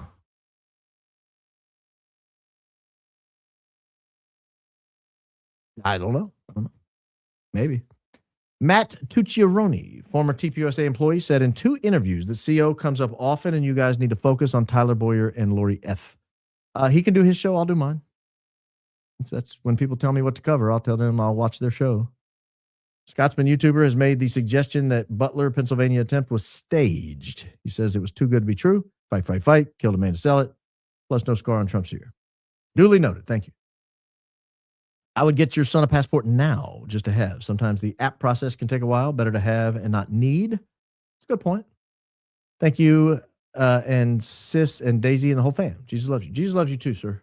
Thank you, Jenny. Or ma'am, Jenny. Thank you, Jenny. Could Ricky be connected to the plane over the lake? At one point, he was looking into the sky with a monocle to the northwest. Seems to match the new plane's flight pattern. I don't know that I've seen Palm Gun Ricky look into the sky with a monocle. With a monocle? Who wears a monocle? I mean, Mr. Peanut wore a monocle. I think. Didn't Mr. Peanut wear a monocle? Who wears monocles? It'd be dope. I want to bring the monocle back. Instead of reading glasses, take these things off and just wear a monocle all day. That'd be awesome. Awesome. In fact, next time you see me, I'm going to have a nice monocle. Gold chain connected to my waist. Or what? No, they connected it to, I don't wear a vest, but I think they connected it to the vest, right? They just hung all day. I remember in the beginning, people saying something about Tyler changing clothes or someone finding his clothes at a cemetery nearby. There's a cemetery about a mile away from the Dairy Queen in Orem. I showed that cemetery on a map when we covered the Near Map tool. I don't know what show that was. 20 or so, maybe 30 shows ago. Yeah, and I don't know, I think Candace said that, but I don't know why she said that. I don't know if she had a source or if she read that somewhere or saw it on Twitter. I don't know. But we did look at the cemetery. On Candace's show, she said the Wi-Fi plane cost $30,000 a month to use the service, and doubts CK would have had it. Christ is king. Christ is king indeed. The spec sheet that Daisy found, and I'm trusting her on it because I couldn't find it on the sheet, but she said it was on there. Said that the Wi-Fi came with the plane. If it was leased or rented or whatever, then it came with it. Was what Brian Harpole is recalling in interviews sounds similar to why Yako describes a hotel. Yes, exactly. Weird, huh? Weird. I'm just telling you guys, you don't know anyone that does this. They know lots of people who do this. Lots of people. Baron, I'm here because I trust you. Oh, thank you. I trust you. Candace C. No relation. Your instincts and decisions, 100% in how you run your show. Agree regarding emails, and I have no idea why so many are always rushing the merch. All in sweet time. Thank you for all you and Daisy do. Christ is king. Man, I got in an argument again today with the bank. So we're going to figure the merch out. When we rolled it out to the Twitter people, there was a little hiccup. When we rolled it out to the YouTube members, there was another hiccup. We're going to get it. We just got to figure out how to keep the bank from stopping it every time we get multiple orders. That's what's happening. And I'm not yet to the point where I'm frustrated enough with the bank to say the name of the bank and tell you they're the R word, but I really feel that right now. My name is Donna, and I'm getting whiplash hearing my name so much. Oh, I don't know Harvey. Oh, I mean, I'm sure Harvey's great. Thanks to you, Daisy, and your sister. Look forward to every episode and talk about you to everyone I can. Oh, well, thank you. Thank you. If they get away with this, they can take you. If you can take, hold on. If they get away with this, if you can take down in broad daylight a national treasure and you railroad some Patsy into a conviction, no one is safe. Truth. I love your show. Oh, I said that. Yeah. I was like, who said that? That sounds brilliant. Wish I'd have said, oh, I did say that. I did say that. And I read that. And I was like, man, you put it perfectly. Well, yeah. So thank you. I emailed you last night about a possible theory of who could have been on N560. Why would you not just tell me now? This is what I'm saying. Why would you not just tell me now? You just spent $10. Just say, my theory is. And I would say it. Ding, ding, ding. I thought the same thing. CK finding something out IMO. That's why he went in Gigi's room, because if he was so tired, I would think EK would have gave him his bed if they were not fighting. I mean, I kind of agree with you. If we're being honest. I kind of agree. Feel so bad for Charlie. All the lies, manipulation, and hell he went through behind the scenes from his wife and those he thought he could trust is truly heartbreaking. Keep up with the good fight, sir. Again, this is the thing. All the hell he went through, and I'm to believe he wanted his wife, the mother of his children, to go through the same hell? No way. It's a lie. It has to be a lie. Otherwise, why aren't they releasing the documents where Charlie detailed his succession plan? Why aren't they releasing the documents where Charlie said Erika would be great at this? No, they're just putting words in a dead man's mouth. It's gross. It's gross. Gross. When he said, sorry, Patel is fugly. Oh, when she said, sorry, Patel is fugly, I cried laughing. Yeah. I mean, it was harsh, if we're being honest. But it wasn't wrong, if we're being honest. TPUSA is so suspicious, especially when they claim they're testing several new things for first time at that event. Even more reason why everyone should have been available to communicate with each other.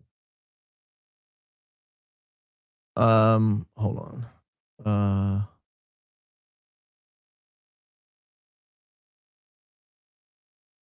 have to watch that later. There's a picture with the owner of one of the planes that flew out of Provo that morning with Rabbi Penny Gnewish, and also the co-owner of the plane has a child trafficking nonprofit.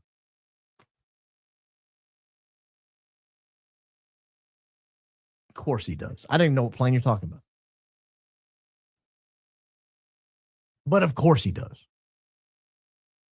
Doesn't anyone like the vets? No one wants to help disabled kids. No one wants to donate to autistic kids. No one wants to start. I mean, why is everything they're around this business? Why is everything? Aaron, do you think there could be any connection between CK exit and his mentor's exit? Is someone trying to tie up loose ends? Did mentor know something? I never heard of the guy. I don't know he's a mentor. And let me say this. I think he's overselling the mentor angle. The guy met Charlie when Charlie was 24. I did a little math on that. That would mean he met him in 2018. Charlie was already credited with getting a United States president elected. He was advising him in the Oval Office. He was best friends or good friends with Don Jr. I mean, he probably met the guy and he's probably nice and all that, but come on, mentor. Mentor. I'm not buying the mentor angle. There you go, Fleet. AK, Shabbat Shalom. Hillary taught me to smash my phone. Draft age increased from 34 to 42. What? Man. Who wants a 42-year-old? They did. Oh, they raised the enlistment age. The enlistment age has gone up to 42 because no one wants to fight in these stupid wars, and so I'm sure their recruiting sucks. You come sign up and go die in a kitty litter box for our greatest ally. That's your sales pitch. That's my best, Bill Clinton. Honest question, no disrespect intended, but what if Charlie knew about Erika and connections and thought he changed many opinions? He could change her connections' opinion, but they wouldn't budge, and neither would he. I don't know. Maybe. On a 2.5-hour flight, stuck in the middle seat between two larger gentlemen. Not nearly as comfortable as Erika's Gulfstream. Thanks for the high IQ entertainment. Go Max, Crisis King. Crisis King, indeed. Well, just know that while you're doing that, you're paying taxes to subsidize her Gulfstream. Love the opening. It is validating for the conspiracy theorist. Remember that part of history. Reallocating your sister research. I support that. I do too. Pooch for Ohio governor. Much better than Vivek. Crisis King. Crisis King, indeed. I don't know anything about the guy, but I know about Vivek, and I liked him at first, but then he kept talking. Had he not kept talking, he might have kept me in his camp. The only thing I saw that was interesting was AK in his NYT interview saying we did a pre-record for hour 2, referring to the day of the Big Bang. Thanks for all you do and God bless. Yeah, thank you. We covered that. Look up on Google Trends, Erika Kirk, Vice President from Arizona, April 2025.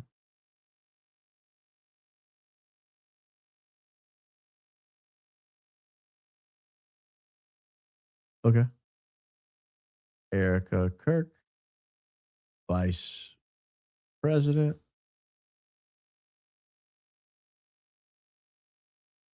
Arizona, you say? Arizona, where are you? Where are you? Arizona, there you are. That's the best singing you're going to get out of me. I see nothing. I see nothing. Wish I could help you. Did you put quotes around Erika and Kirk and quotes around Vice and President? Change it. Zach Costello debated Andrew Wilson today. Painful. Would have been great for Zach to have had some talking points. I think he has great potential, but he would have benefited with a mentor today. Do you know who AW is? I don't. I don't know who Andrew Wilson is. Candace said EK brought up Joe Kent in their meeting and she didn't know why. Correct. AK shared text with Joe. Correct. Why would he do that when he will not even consider anything besides Fed slop? Was it a play? We asked and answered that on the last show several times.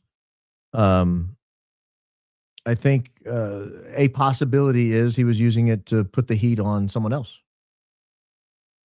October 6, 7, 8 were together. The plant in Tennessee burned on October 10. So that's days later. Love your openings and how they set up what you're going to talk about. Great investigating and shows. Keep up the good work. Well, thank you. Thank you. I appreciate that. Glad you, they take a lot of work, so I'm glad you appreciate it. Barron would have been a world champion of where in the world is Carmen Sandiego? This man could solve a case of who farted in the wind. Well, that job stinks. Candace dropping facts like it's acid today. I watched it at 0.6 speed. Try half speed. 3340, 3402 mark. I'll do the same for the stream later. Bless you. Thank you. Appreciate that. I wonder what was offered or threatened to maintain silence. The snowball is gaining speed. What would the low-flying plane be doing? Now, there's been a lot of speculation on that. Probably hundreds of hours of podcasts on other channels doing that. So I don't know. Look that plane up. You'll see some. Did you see the Nick Shirley video from 910 where he hid with friend who was at UVU? He makes interesting comment regarding Mike. Sounds like explosion was interesting. I don't think Nick Shirley was there. I don't know what you're talking about. There are 15 private and public airports in Kalispell. Some are private ranches. Exactly. This Charlie case matters because truth matters. Same as COVID and Epstein. Trump somehow connected to it all. Well, that's your opinion. From our grumblers, let me grab a couple of these while we're taking a breather.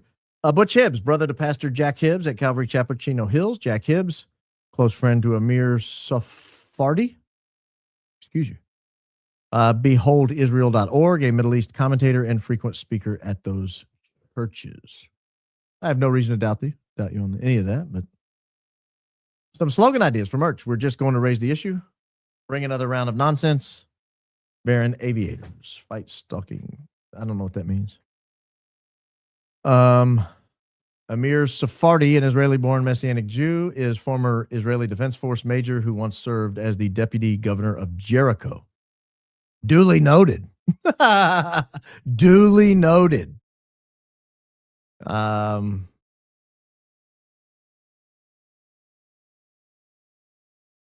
Doing great, Baron. Thank you. Appreciate it. You're doing great too, A-Train 904. You're doing great too. Growing beard a little longer. Boom, battle beard. I actually trimmed it today. Ben Shapiro has battle brows. Every time he fights for Israel's cause, they grow longer and act as reins for his midget horse. See, now I didn't know they had a purpose. Now I do. I wonder if Charlie mysteriously contracted an STD, and when the doctor told him that, Charlie started looking at Erika. Let's not go there. Hey, Baron, Brave Browser is excellent to view sites ad-free. Suggestion for AdFleet, even though Baron doesn't mention it anymore. Custom-made intermission clip could do him good. Hugs from Croatia. I was going to ask Fleet. I really dig the jingle she did at the end of this last video. I was going to ask Fleet if she could like package that into a 2-minute video. Give me a little chance to run. Baron, don't stroke your crow while live. This is a family show. Duly noted. They talk smack about conspiracy theories, but EK T-shirt business proclaimed 365 has a sweater that says, they said Noah was a conspiracy theorist. Kind of ironic. Funny. Yeah. Yeah. They shot Charlie. Side pose. He's dead. Yeah. It's a little Napoleon Dynamite. Stop telling us that this is your first super chat. Well, I don't mind. You're getting hidden by the algorithm. Remember to like y'all. Christ is King indeed. Oh, we had a good audience today. I think we're starting to overcome. Your pronunciation of Omerta has me laughing. Italian maiden here is Spano. Need I say more? I've heard that word plenty. How do you say it? I always thought it was Omerta.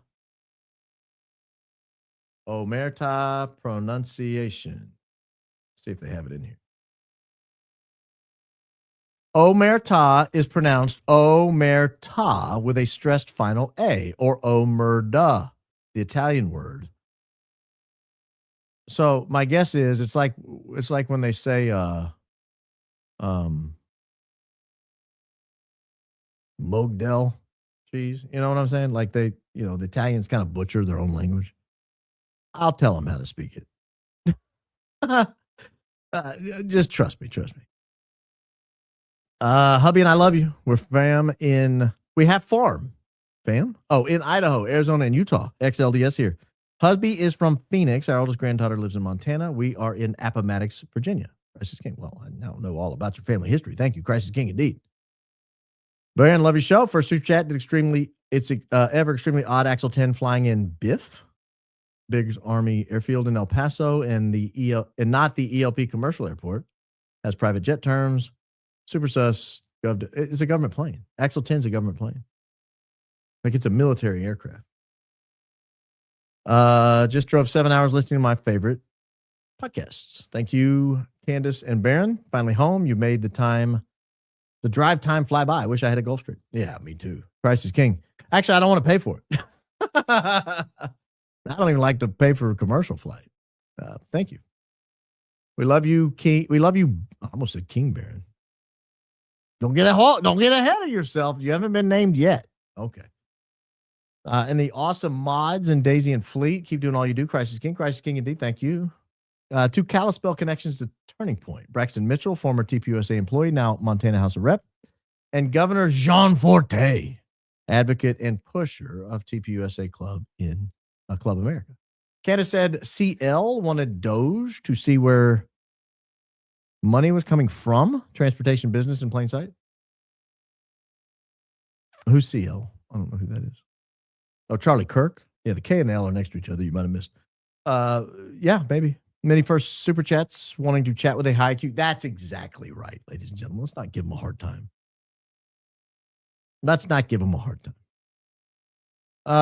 General Paul Vallely lives near Kalispell.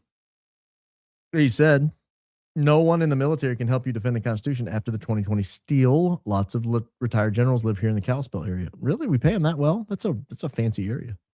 I mean, we should pay people well, but Baron, TPUSA is back in Provo tomorrow for an event at UVU 326 regarding the Egyptian flights. Oh, that's right. They are back.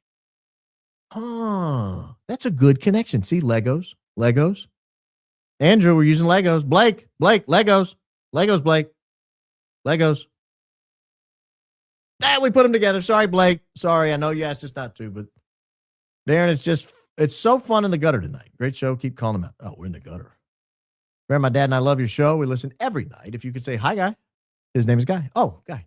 That would make his day. Thank you for all you do. Never change, and God bless. Hi, Guy. I actually wanted to name, that was a name I floated for one of my kids and my wife. We don't have a kid named Guy. I'll just say that. But I wanted to. But Baron, do you recall the vid of the whistleblower that surfaced after the Big Bang stating that CK learned that EK was affiliated child transport? I don't recall that.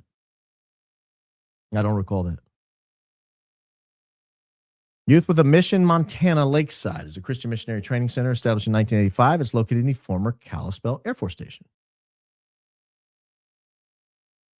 Okay.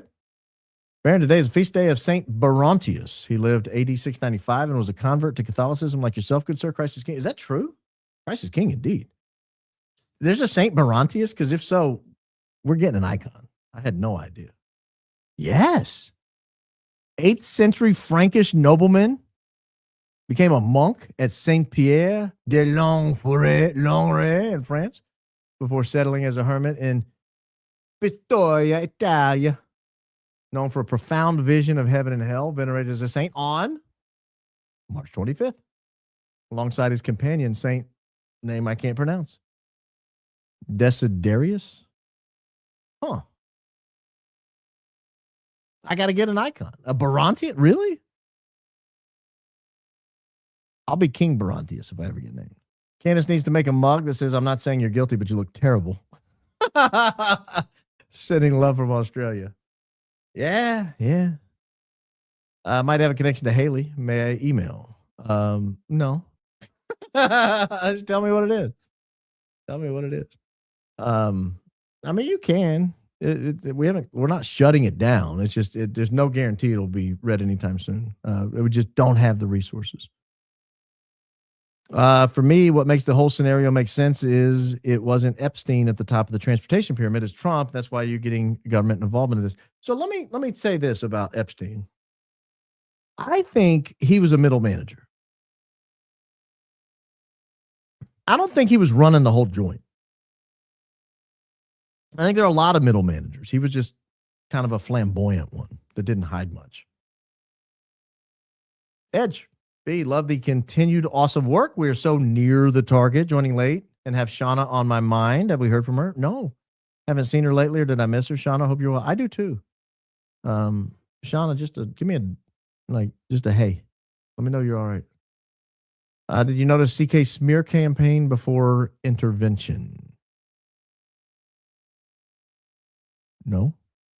John Hoover covered military planes circling and drones 5 months ago. He has since disappeared. There's something to this military plane.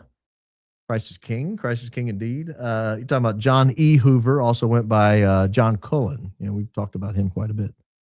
Kalispell Army National Guard location has drone operations. You tell me. I don't know.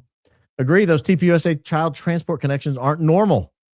I'm a retired 30-year NYC SLP and never saw anything like that. Feels off. I'm going to guess what SLP means. Super loving person. That you, Rosie? Are you super loving? You look super loving. Hi, Baron from Wales. Blake Neff, Carr, Robin Reliant. I don't know what a Robin Reliant is. Like the Reliant K from the 80s? Is that what you're talking about? No, come on, stop it. Stop it. Stop it. He did not drive that. Okay, he might, but we feel bad for him if he does. Now I feel bad for Blake. Blake, you can afford a fourth wheel. You don't have to go with a 3-wheeler. Who drove that? Oh gosh. Blake, I'm sorry. I never should have started the car thing.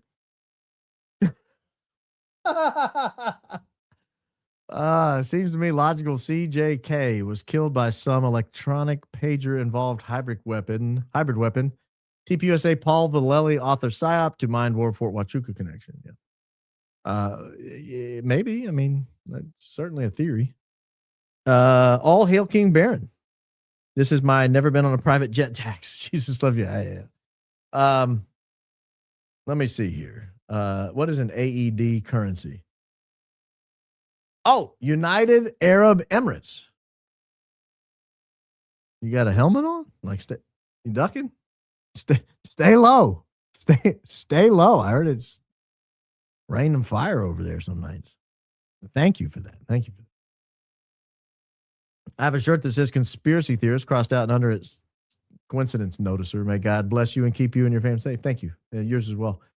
Yeah, conspiracy theorist is not this slander it used to be. Now it's like, oh, thank you. You recognize I understand reality and can connect dots. Thank you. Fort Huachuca is a Class D airport and more than 30 miles away from a Mode C Vale. ADSB is not required. Flight Aware does not give full picture. Army pilot here. Oh.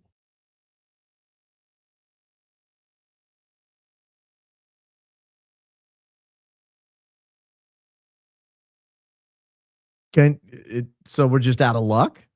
Like we caught one plane going in and that's just out of luck? Imagine the efficiency if CO and B Bub ran all investigations. How's the painting going, Bub? Well, you can see I've not even bought paint. The painting may remain a dream for a while because to paint, I got to paint. It's one thing to say, man, I need to paint this. It's quite another to leave the house, which I don't like to do, go buy paint, get a brush, one of those little rolly jobs, a pan, the little handle, because these are, not small, a little handle. I got to put the handle on the rolly job, a ladder. I got to climb up the ladder with my little bucket and put it on that little ledge on the ladder. I got to put drop cloths everywhere.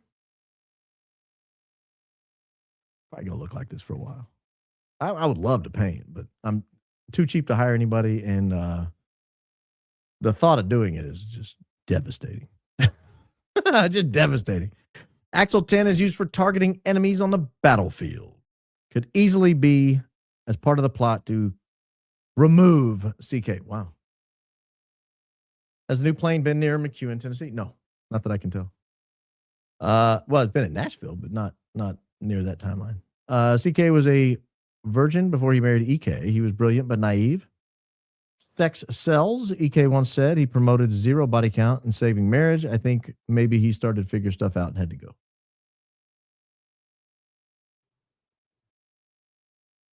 Are you calling her a hussy? I mean, is that what I'm supposed to get out of that? Like, that's the most polite way I've ever heard you call her a hussy. I don't think she was a hussy, for the record. I'm not calling her a hussy. But that was polite. My daughter's been on spring break and I've been working from home, so I've been on top of everything. Everything? When you say on top of everything, I'm like picturing you walking on the desk, standing up on the kitchen table. I'm on top of everything. I'm going in and liking every video, though. Keep going, Baron. You're the best. Well, thank you. Thank you. I appreciate that. Heart breaks at what CK might have discovered in last days. I'm not whelmed. I'm not whelmed. Certainly not overwhelmed.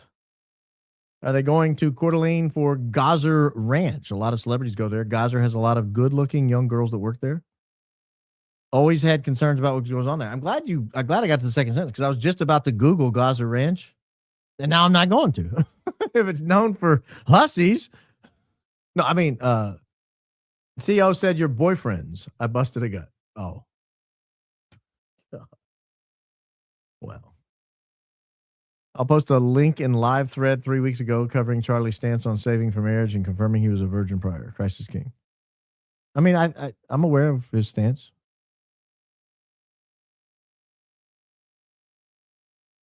I mean, I'm aware. In 2020, Turning Point held a fundraising event in Kalispell at the Hilton Garden Inn. That's correct. The event, promoted by local GOP group, featured Kirk as speaker. Correct.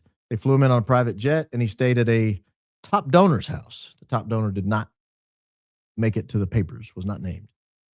Please pray hard for my nephew. He just got called up to the blank war. He's 82nd Airborne from North Carolina via Utah. He told us, trust in the Lord. He's an amazing young 21-year-old. Yeah, he sounds like one. I actually tried a case at the Fort Bragg in North Carolina. I don't remember what year it was. It was a while back, 10, 15 years ago. And if I could probably get close. I think 2013 or 14 now that I think about it. And we were driving around. It's a town called Fayetteville, North Carolina. That's where we stayed. And we were there a couple of weeks. And we were driving around, and I finally asked the guy, I said, hey, where's the nice part of Fayetteville? And he was like, what do you mean?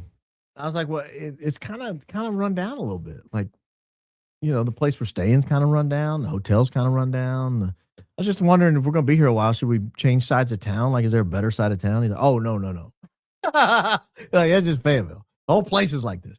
And so one day we got out early. We got out at 11 a.m. I was like, all right, I had a rental truck. And I'm like, I'm going to go find out what Fayetteville's all about. He was honest. Like, there's kind of run down. I'm sure if you get out of way, maybe I missed the right neighborhood or something, but I was really looking, should we move hotels? I was kind of worried about where we were staying, but been worried about everywhere. You can apply for Canadian citizenship if you and your wife have Canadian descent, dual citizenship. Why would you say that? That's so ugly. You think I have Canadian descent? You think I'm of Canadian descent? You think I'm Ted Cruz? I'm just kidding. I'm sure the Canadians are fine. I don't have any Canadian blood in me. You can tell because I got like bald eagle eggs laying all over the house. I mean, just amazing. I'm kidding, of course. Canadians are fine. Moose are great. They're great animals. We've been stationed at Fort Huachuca. I love maple syrup, for example. I might be secretly Canadian. We've been stationed at Fort Huachuca multiple times. We're happy to help any way we can if possible. I'm just not sure. You know, unless you were there on that day recording video and, you know, in whatever day they flew in, October 4th, I'm not sure it would be that much help. But thank you for the offer. How do you feel about Lance Twiggs? I don't think he's as advertised. I mean, he's advertised as a furry. So, like, think he's lower than that? You think he's like a bad furry? I mean, what's not as advertised? He's advertised as a furry who sat around playing Magic the Gathering and video games, couldn't keep a job, was mean, messy house.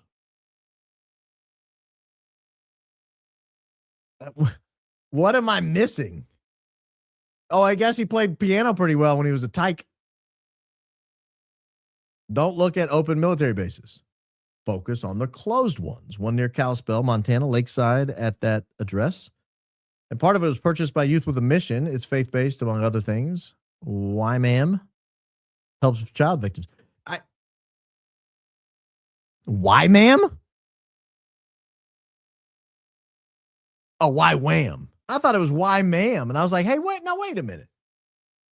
Why would you name your company something where it could be shortened to why, ma'am? But no, why, wham? I'm not sure that's even better, though. Why, wham? Maybe. Oh, did I just read that? What? Oh, no, yeah, I did not read that. Maybe take a look at TPUSA flights into Fort Huachuca on September 8th and 9th. You'd think I hadn't done that? LaDonna, do you know how many flights I've looked at in my life? You think I haven't looked at September 8th and 9th? May debunk insinuation of Mitch Snow being crazy. I can assure you we've looked at every flight that is publicly available on ADSB. Now, my Army pilot there suggested that it's kind of might not be complete, but if it's out there, I've seen it on the 8th and 9th. I can assure you.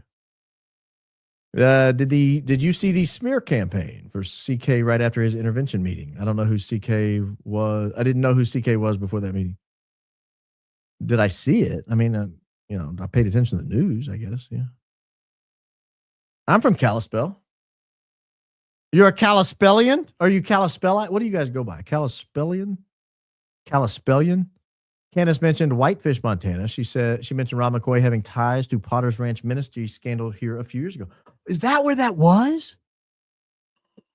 That's a data point. Was that in Kalispell? This show has been 28 ounces long. That was in Kalispell? Actually, it's more than that because I had this as well. So it's been like 30 ounces long. Kalispell Air Force Station closed, but was later acquired by organizations like Youth with a Mission in the 80s. Thank you. Web Harpole's ISR collect op for what? I don't know what that means. I'm sorry. I would love to answer that, but I don't know what that means. Our greatest ally was not about to let a fanboy of libertarian economics stop the greater Israel project. It was promised to them 3,000 years ago, bro. I think there's a lot of truth to that. TPUSA, BB said we're going to the next level. We didn't know it would be the Divine Comedies level.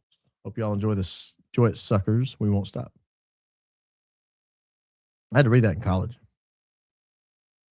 I apologize in advance, but I have a lot of family stuff going on right now, and my attention span is suffering, not feeling very high IQ. Can you state explicitly why Andrew flying to Scottsdale points to a plan for the Big Bang? Yeah, I thought I did, but I'll say it again.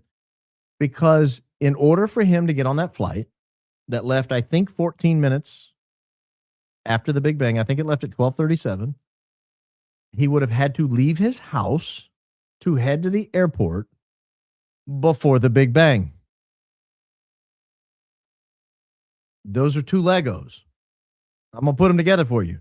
If he did that, then it stands to reason he knew the bang was coming and was positioning himself to Scottsdale so that he could fly into Provo. That's the importance. That's the importance. But I'm gonna allow the lapse tonight. It's late.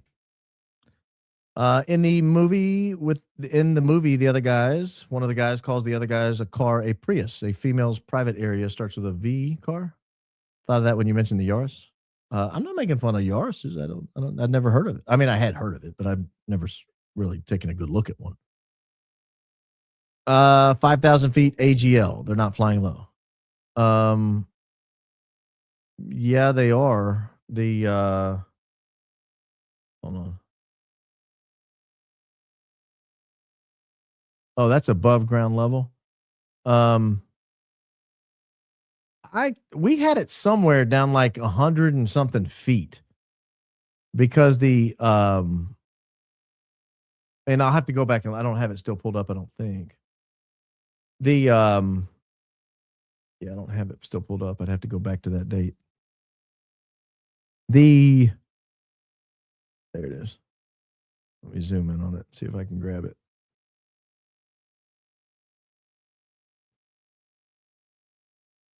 No, that's not above ground level. That's WGS 84 altitude.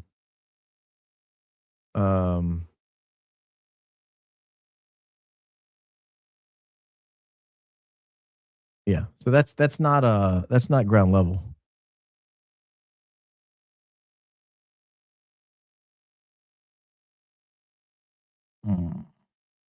Yeah. So that's above sea level, basically. Above the ellipsoid calculated sea level. So that's not above ground level the thing. That's WGS 84. And I don't want to do a show on WGS 84 altitude. Ugh, my taxes, I think about it 2 times a day. Everything is taxed and it's just thrown to the wind. Well, remember when Andrew explained to someone how his phone had received so many messages that it broke? Was that the day before or after Aubrey was fired? No, it's nowhere near when Aubrey was fired. The day his phone broke was the day after Charlie Kirk's big bang. The day Aubrey was fired was like 3 months later. I was referring to N888KG. Oh, yeah. Thank you. Hi from Kalispell. Michael Gowin in Whitefish is probably the big donor, owns Two Bear Air helicopter company. I've never heard of them. Not who I was thinking of, but maybe. Wifi owner and his daughter. She worked on the 910 Provo event. I sent you a bunch of pics she posted from that day. I can't send pics here. I'll try to find them. Didn't Harpole say he started TPUSA in 2018? I mean, maybe. I'm not catching the relevance. Oh, you're talking about when Erika started hanging around. Yeah, maybe. I don't know. Bra merch, hold on one cup and please on the other. What? That sounded dirty. I didn't get it, but I don't want to repeat it. Nick Shirley wasn't at UVU, but a friend on his 910 video was an eyewitness. The video chat, and he gives interesting details. 910 vid immediately after the Big Bang. Great show. Thank you. Appreciate that. Thanks for the follow-up. And the obvious question is, were there any planes frequently used by TPUSA that flew into Fort Huachuca prior to the takedown? I don't know why that would be. I mean, that obviously would be an additional data point, but you're missing the overall point. The point is they acted like they don't know anything about Fort Huachuca, some fort in Tucson. Why would anyone be their plane stopped there before Fort Huachuca was raised? That's the point. They're liars. Allegedly. I now have a crazy lady notebook I use for taking notes in this class. Stringboard, anyone? That's not crazy. CK heading to World Outreach Church, Murfreesboro. Charlie is not. He's no longer with us. The down under ending and batting eyelashes almost killed me. LMBO with respiratory issues. Oh, well, if you have respiratory issues, watch carefully. I hope the 1 in 5,000 email I just sent makes it through because of the shutdown. It's a tip, and I think you will find it very interesting, possibly gasp as I did when I found it.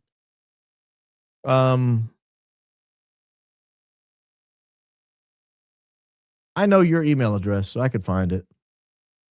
Thank you. In fact, CK had changed stance on isn't real.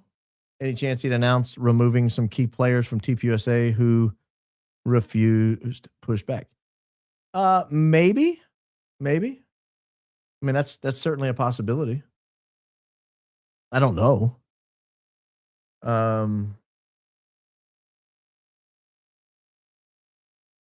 Maybe.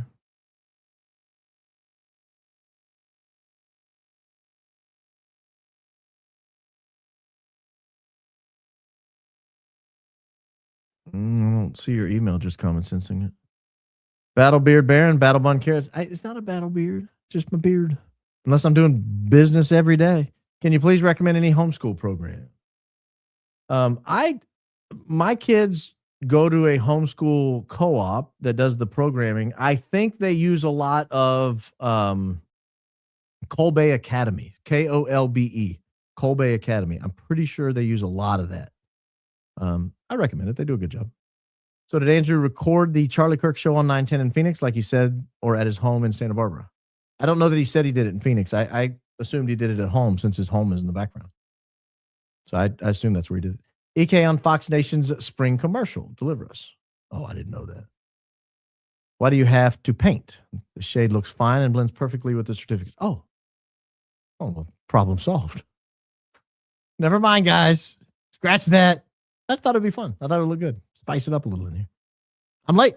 God bless you, B. Jack Hibbs is not a random pastor. He's a huge following. Calvary Chapel, Chino Hills, California. Also very close friends with retired IDF officer, Messianic Jew, Amir Sephardi. Steam Sus, thank you so much. Yeah, but Jack Hibbs wasn't there. It was his brother Butch. Brother Butch. Inside trading on the war. Don Jr. exposed by Danks tonight. Ridiculous. I'll check it out. If you want a good laugh, go watch Lionel Nation doing his Dan Bongino and Cash Patel impression. So funny. I watched Lionel, so I'll see it. Yeshua is king. Granted. First email today. I don't know. I'm not into the like newest iterations of everything. I don't know why people say Yeshua. I mean, I think that's probably what he was actually called back in the day, but I don't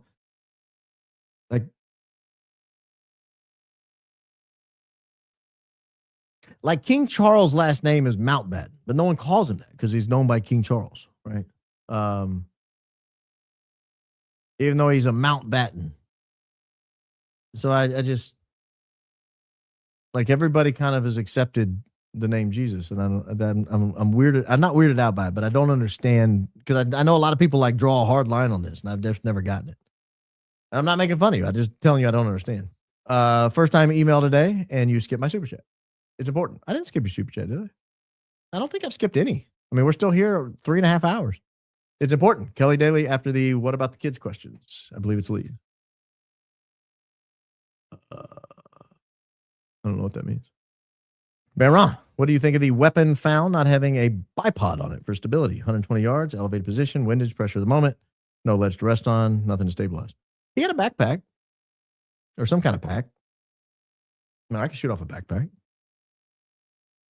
I mean, I'm not saying he took the shot, but I'm not sure that's a compelling point. Is there any way we can find out if Butch Hibbs was in Tennessee picking up the order, then drove it to Utah? You don't think I've tried to figure that out? I did a whole show on it. Obviously, it was driven in, not flown. He likes to post things on social media. Just thought, yeah, I mean, I believe you, but I've tried. I promise. I tracked his flight. I tracked a flight from Heber City to here. I didn't just like, well, I guess we're at a cold lead. I guess we're at a dead. I mean, I tried. YWAM, Youth with a Mission. Yeah, I know that. Regarding YWAM in Kalispell, huge Zionist organization, very big in Philly. My aunt and uncle are extremely high up in YWAM. What in the world? Like, I've never heard of this place. You guys are eating up with fact. Jury, now we know how to measure Barron's shows. By how many fluid ounces does he consume? Yes. Figured it out. Barron, new banner, please. House Committee on Ways and Means. 11. I don't know what all that means. The goal, I appreciate it, but I have no idea what you're talking about. And I don't want to read a long address. The goal of dating for Charlie was marriage. And the goal of dating for Erika is powered influence. I feel on all things. EK isn't real, financials, and much more. CK eyes were opening and it cost them all. Maybe. I mean, it's just, we've all kind of thought it. It's just whether or not you could prove it. Beginning to think the tarmac Andrew fell into Erika's arms was in Scottsdale instead. She was at that little building waiting for her love. I don't want, I know you guys are all saying this, and I understand why, but I don't think we can say that out loud. I'm not rich, and you deserve so much more. You are my hero. You blew this case wide open tonight. Please stay safe, but don't stop. Christ is King. Thank you. Christ is King indeed. Thank you. Love from Huntsville, Alabama. I've been there. I can explain what they have a good little German restaurant there, by the way, and I've always enjoyed eating there, and I would love to go back one day. They got a good Thai restaurant too there. Can't think of the name of it. Anyway, I measure cities by their food. I can explain what she did in NYC and how she got money. I was the housing contact for elite models housing in Atlanta during Jeffrey and Jean-Luc days, even experience with pageants and on reality TV. You were the housing contacts for elite models in Atlanta during Jeffy and Jean-Luc days, even experience with pageants and on reality TV. But did you ever run across Erika? And I guess the obvious question would be, how did you know that? How would you be able to know that that Erika did that? Like, how would you be able to place her there? One thing just to be familiar with the industry and say, maybe I have a feeling or I think, but if you can really place her there, we need to talk. Plane was low, not much higher than the apartment buildings it went over, 2x. I saw it on the morning of the Big Bang. I knew it had to be connected. Oh, you saw it? Wow. That's crazy, Rosemarie. I know it was low. I mean, that's what the data says. CK was to go to Murfreesboro weekend. Oh, weekend after death. I thought it was more in East Tennessee, maybe Murfreesboro. Sent at 10:07 p.m. if you want to look for it later. I'm going to look right now.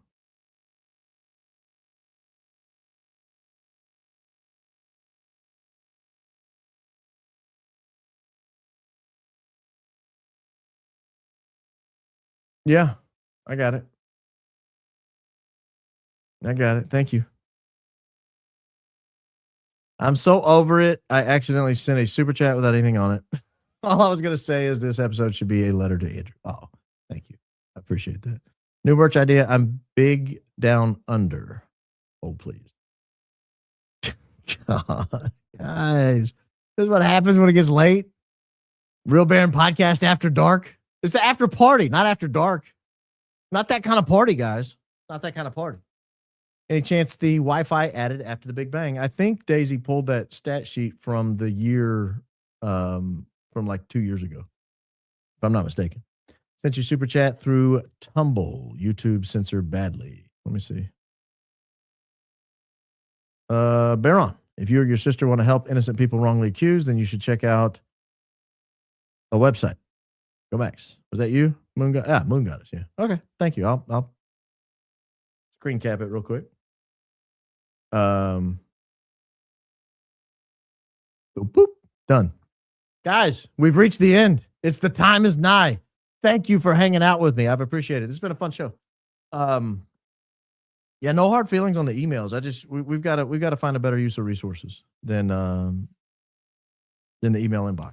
So it's gonna be open. It may fill up, and we'll get in there every now and then. Don't forget to hit the like button. Don't forget to subscribe. Don't forget to share with your friends and family. Don't forget to click the notifications. If you want more of this, come back tomorrow. I'll be back tomorrow. Roughly the same time, maybe earlier. Probably earlier. Tonight was late. It was a lot of show. I didn't miss your point. I got it. But yeah, probably a little early tomorrow. But today was a lot of research and a lot of putting these flights together. And I looked at a whole lot of flights that didn't make the show because they didn't mean much. But at first they felt like good leads. And so that happens. But I do appreciate your time. I cannot tell you enough how much I appreciate your time. You guys coming here, going to Spotify the next day and watching it over there, watching the YouTube replays, if you guys are replayers and not with us live. Thank you for doing that. I really genuinely appreciate it. And before I forget, I got one piece. Jesus loves you. Don't forget. Don't you ever forget. Jesus loves you. Thank you guys. Have a wonderful night, an absolutely wonderful night. And I'll see you back here tomorrow night. Members show Friday. Don't forget Marksplain's joining us. Marksplain at 1:00 Central Daylight Time Friday. Have a good night, guys.